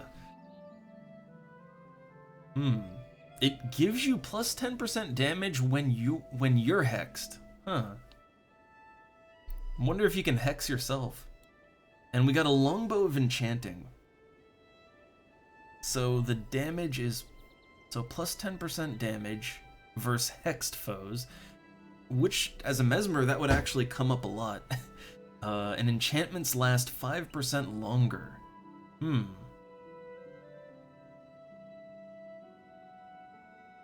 I mean, that ain't bad. Ain't bad, but nah, not going for that.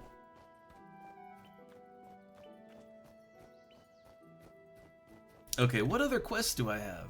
I have the adventuring with an ally quest.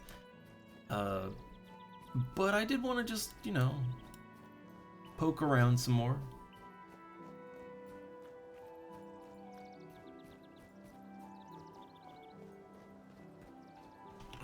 Yeah, I don't remember like a quest ever taking me to the wall. I don't remember that. So yeah, man, I am discovering things that I just, for whatever reason, completely missed over back in the day. Wow.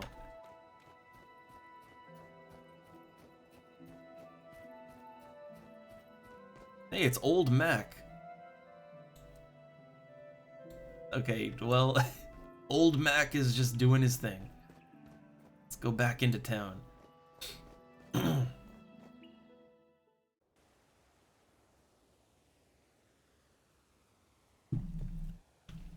Ah, the town crier. Okay, grim news from Devona in Ashford. A clan of Grawl has swept north from the woods and into Lakeside County. If they are not stopped, the village will surely be destroyed. Someone must fight these creatures and protect the people of Ashford. Well, okay, sure, why not? I will do that. Also, again, it still amazes me that, like, look at this. There are people playing here. That is a pretty sweet outfit. And I think that's a necromancer. I think they're a necro.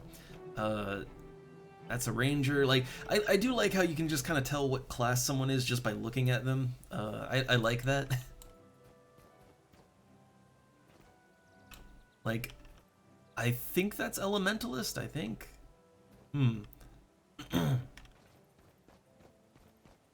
It is always fun to just like, oh my god, what is this dance?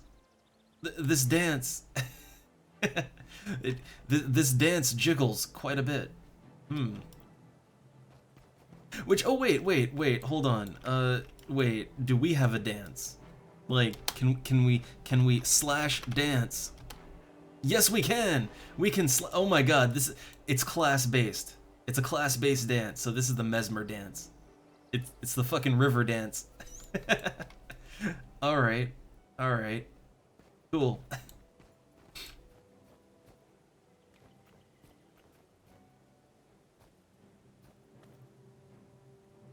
Gift giver pin. What is this? Huh. Birthday presents, like it. Huh. Is that like for your account? Alright, I have a bunch of things to sell.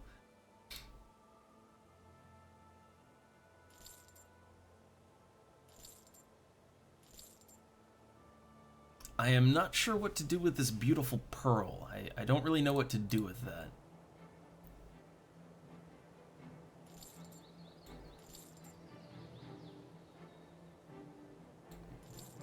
But I'm just gonna sell off all the stuff I don't really have a use for, which is a lot of stuff actually.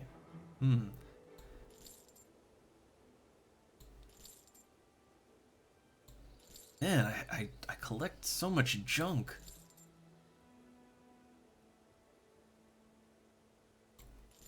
Alright, I think I'm good now. Think I'm good.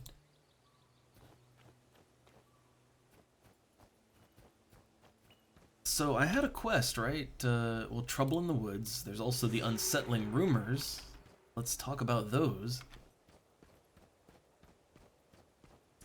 God, the river dance is just, I don't know, it's But anyway, let's see. So this is the guy I need to give the unsettling news to. I'll give the news to him. Sir Titus wants you to take on a second profession before you face the Char. Right.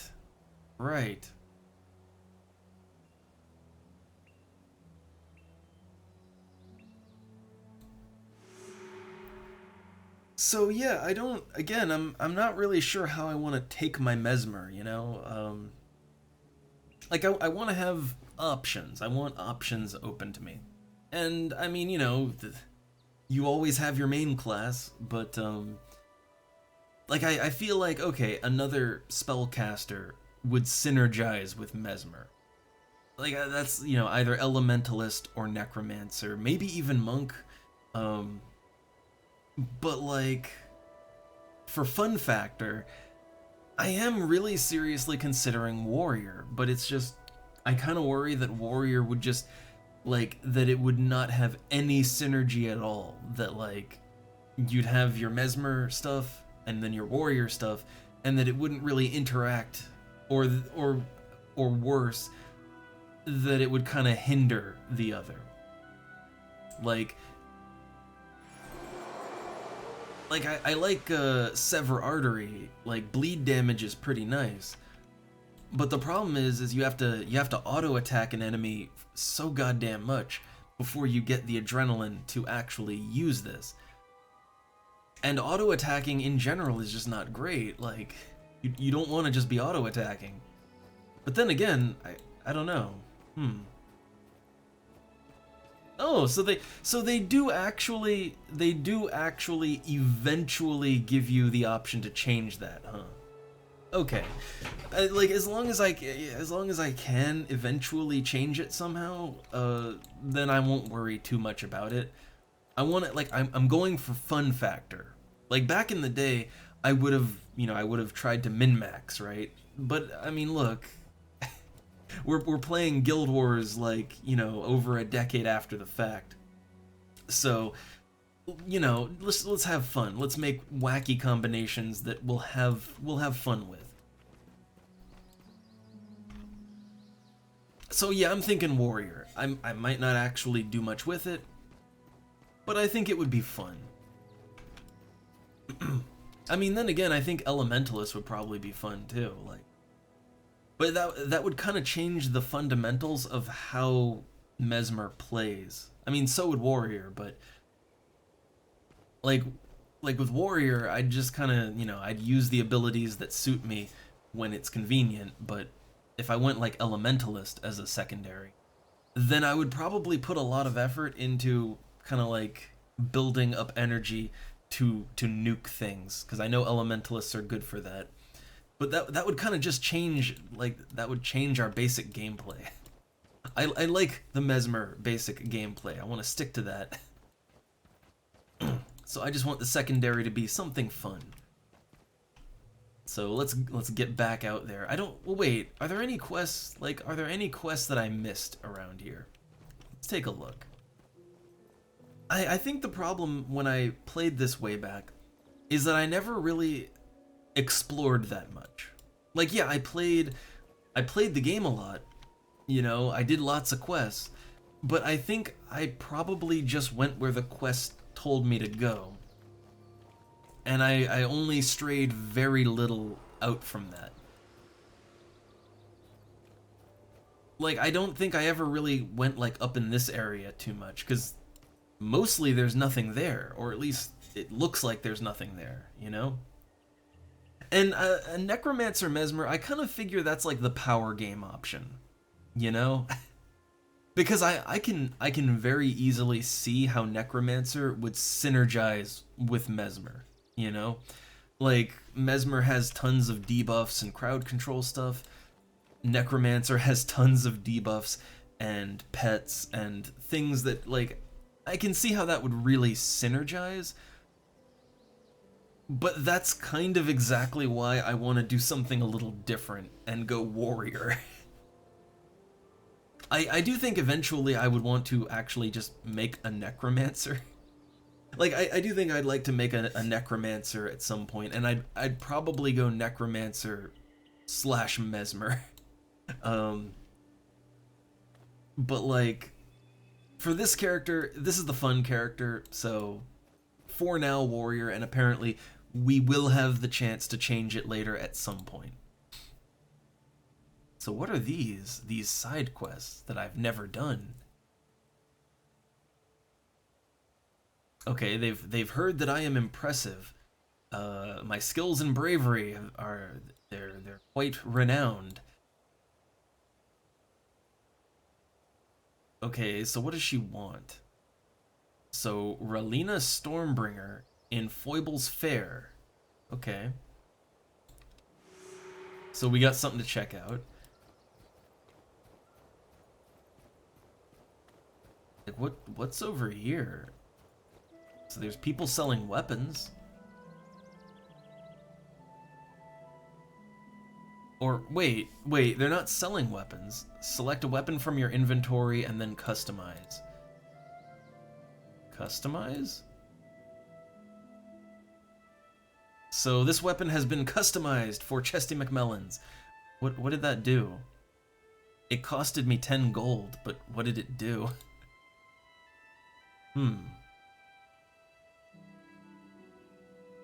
Oh, I see. So, okay. So like when I hit the customize option, it adds this damage plus 20% to the weapon. That's pretty sweet. That's nice. And I'm assuming that since it's customized, I'm assuming that means like you can't like trade it anymore. That's what I would assume.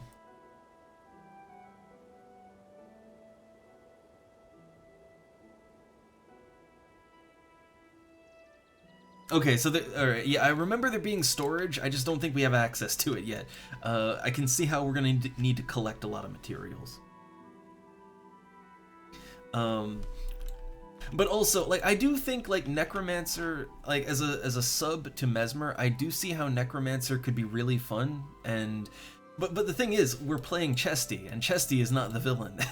Like, Necromancer is about as out of character for Chesty as you can get. So, when we make a Doubleless, right? When we go Doubleless, that'll be something Necromancer.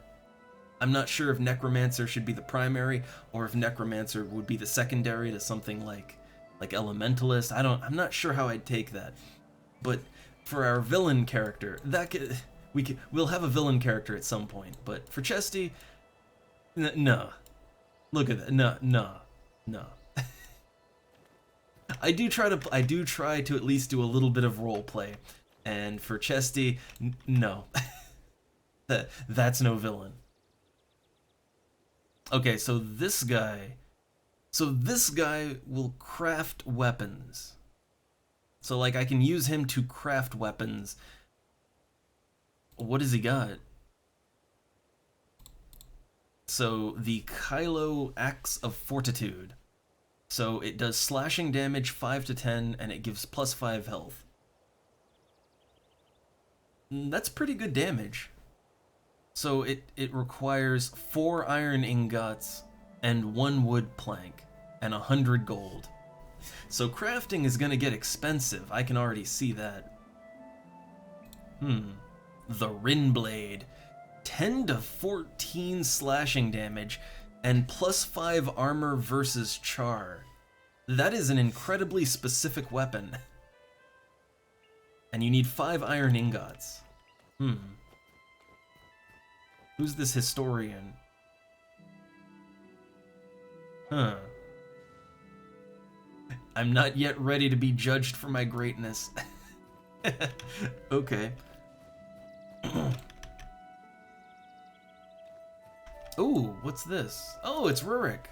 I don't think I ever found him back in the day.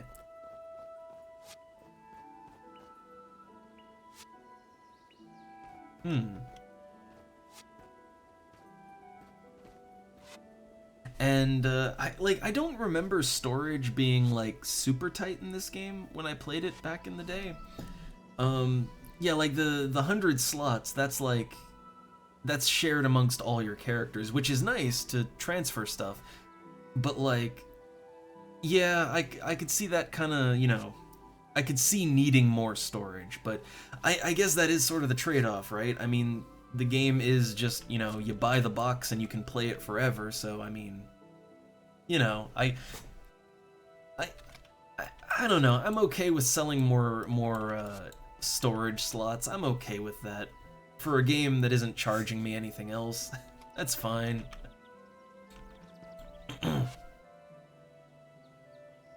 Though I hope it's a one-time purchase. Like, I would not want to, like, I hate the whole, like, you know, you're basically renting slots. I mean, I get it, that's how they make the money, but still.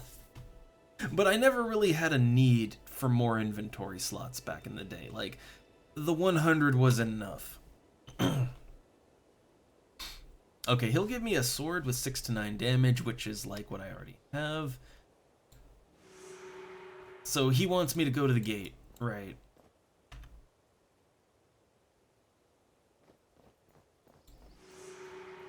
But I want to do the quest for the town crier. I want to do his quest. Is there anything over here? Like, see, now I really want to explore everywhere and see if, you know, make sure I don't miss anything.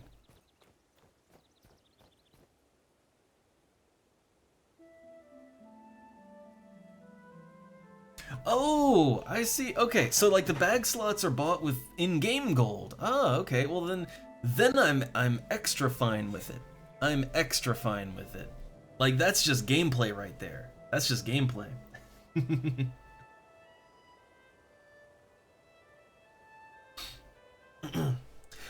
So like the thing is, I do remember the guild halls, and I remember like, oh, what?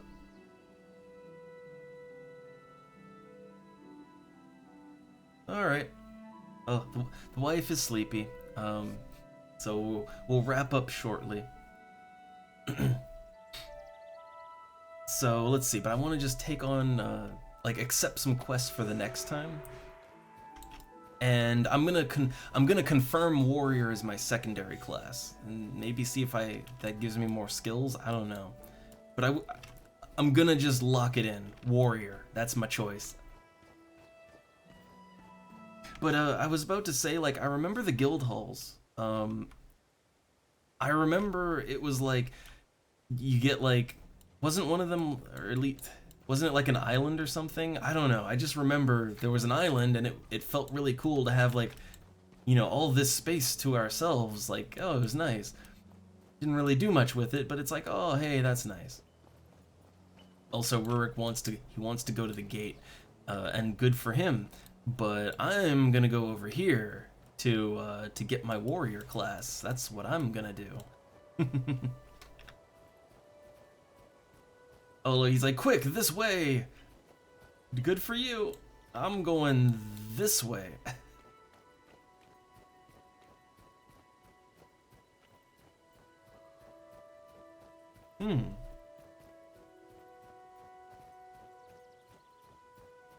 So yeah, I don't know if warrior will synergize at all with Mesmer, but I like the idea of a swashbuckling trickster type of character, and that fits Chesty as a character. Our established OC original character, Donut Steel. Like, that's the type of character. Like, normally she would be like a bard in D&D, you know, that kind of thing. So thematically, this would kind of fit. And that's what I'm going for. Even if gameplay-wise it's not quite perfect. I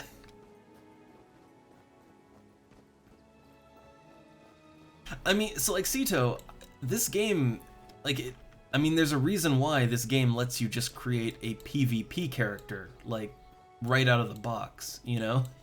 Like, you can just make a PvP character that only PvPs, and that's all they do. Like, that is a big part of the game. I never really got too much into that. I remember I used to enjoy the PvP, but I never really got too deep in it. And I think nowadays there's probably, I mean, there's not that many people playing, so there's probably not that much of an active scene for that kind of thing. So, alright, I would like to become a warrior. Yeah, you will not be able to change your mind, or at least not for a long time. Alright, let's do it. Okay, so we now have 2 professions.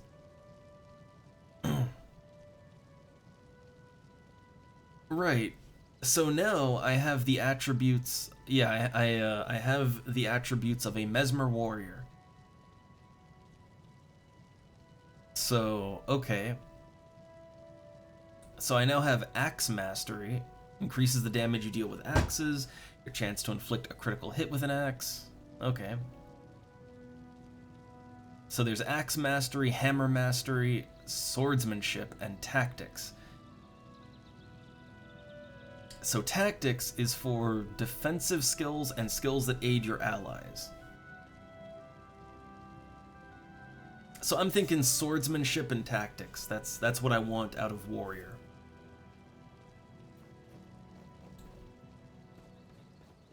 So I have my second class. So I go back to Ascalon.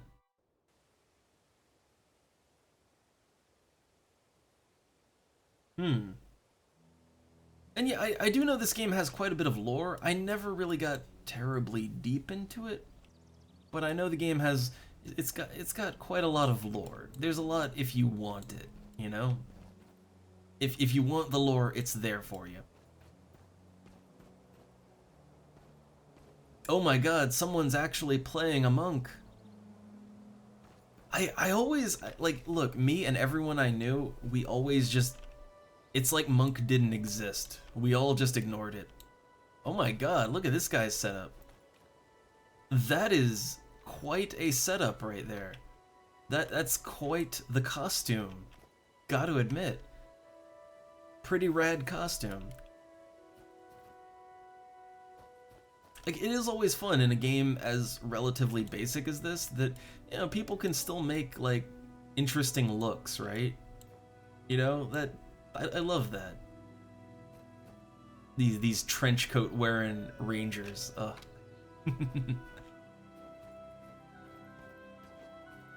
And of course, see, look, this is what I know. This is MMOs back in the day as I knew them.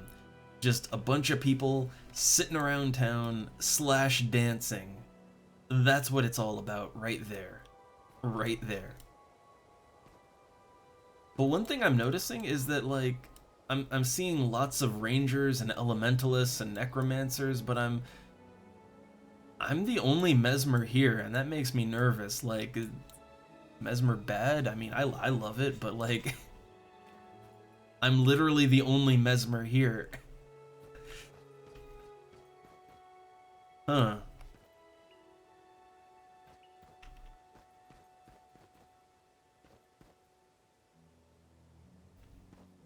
Also, real quick, man, talking about D&D monks.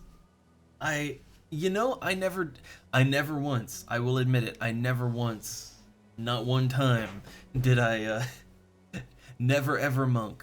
Never. There's a couple of, like, in every game, there's always a class like that where you just never play it for one reason or another. Either for mechanical reasons, because, you know, it sucks, or for, like, thematic lore reasons. It just isn't interesting, and, yeah, monk is that. I mean, unless you want to be Goku, right? Like, unless you want to, like, LARP as Goku, then, you know, you don't really... You don't really pick monk. Alright, yeah, look, I'm going mesmer / warrior, which that can't be a good combo, but it's what I want. So I'm no power gamer, but it's, I mean, I guess the thing is, mesmer is kind of complicated. Like, you know, mesmer's not as straightforward as something like, say, warrior. Run forward and hit the enemy with your hammer. Repeat. So yeah, I hope it works out here. I hope.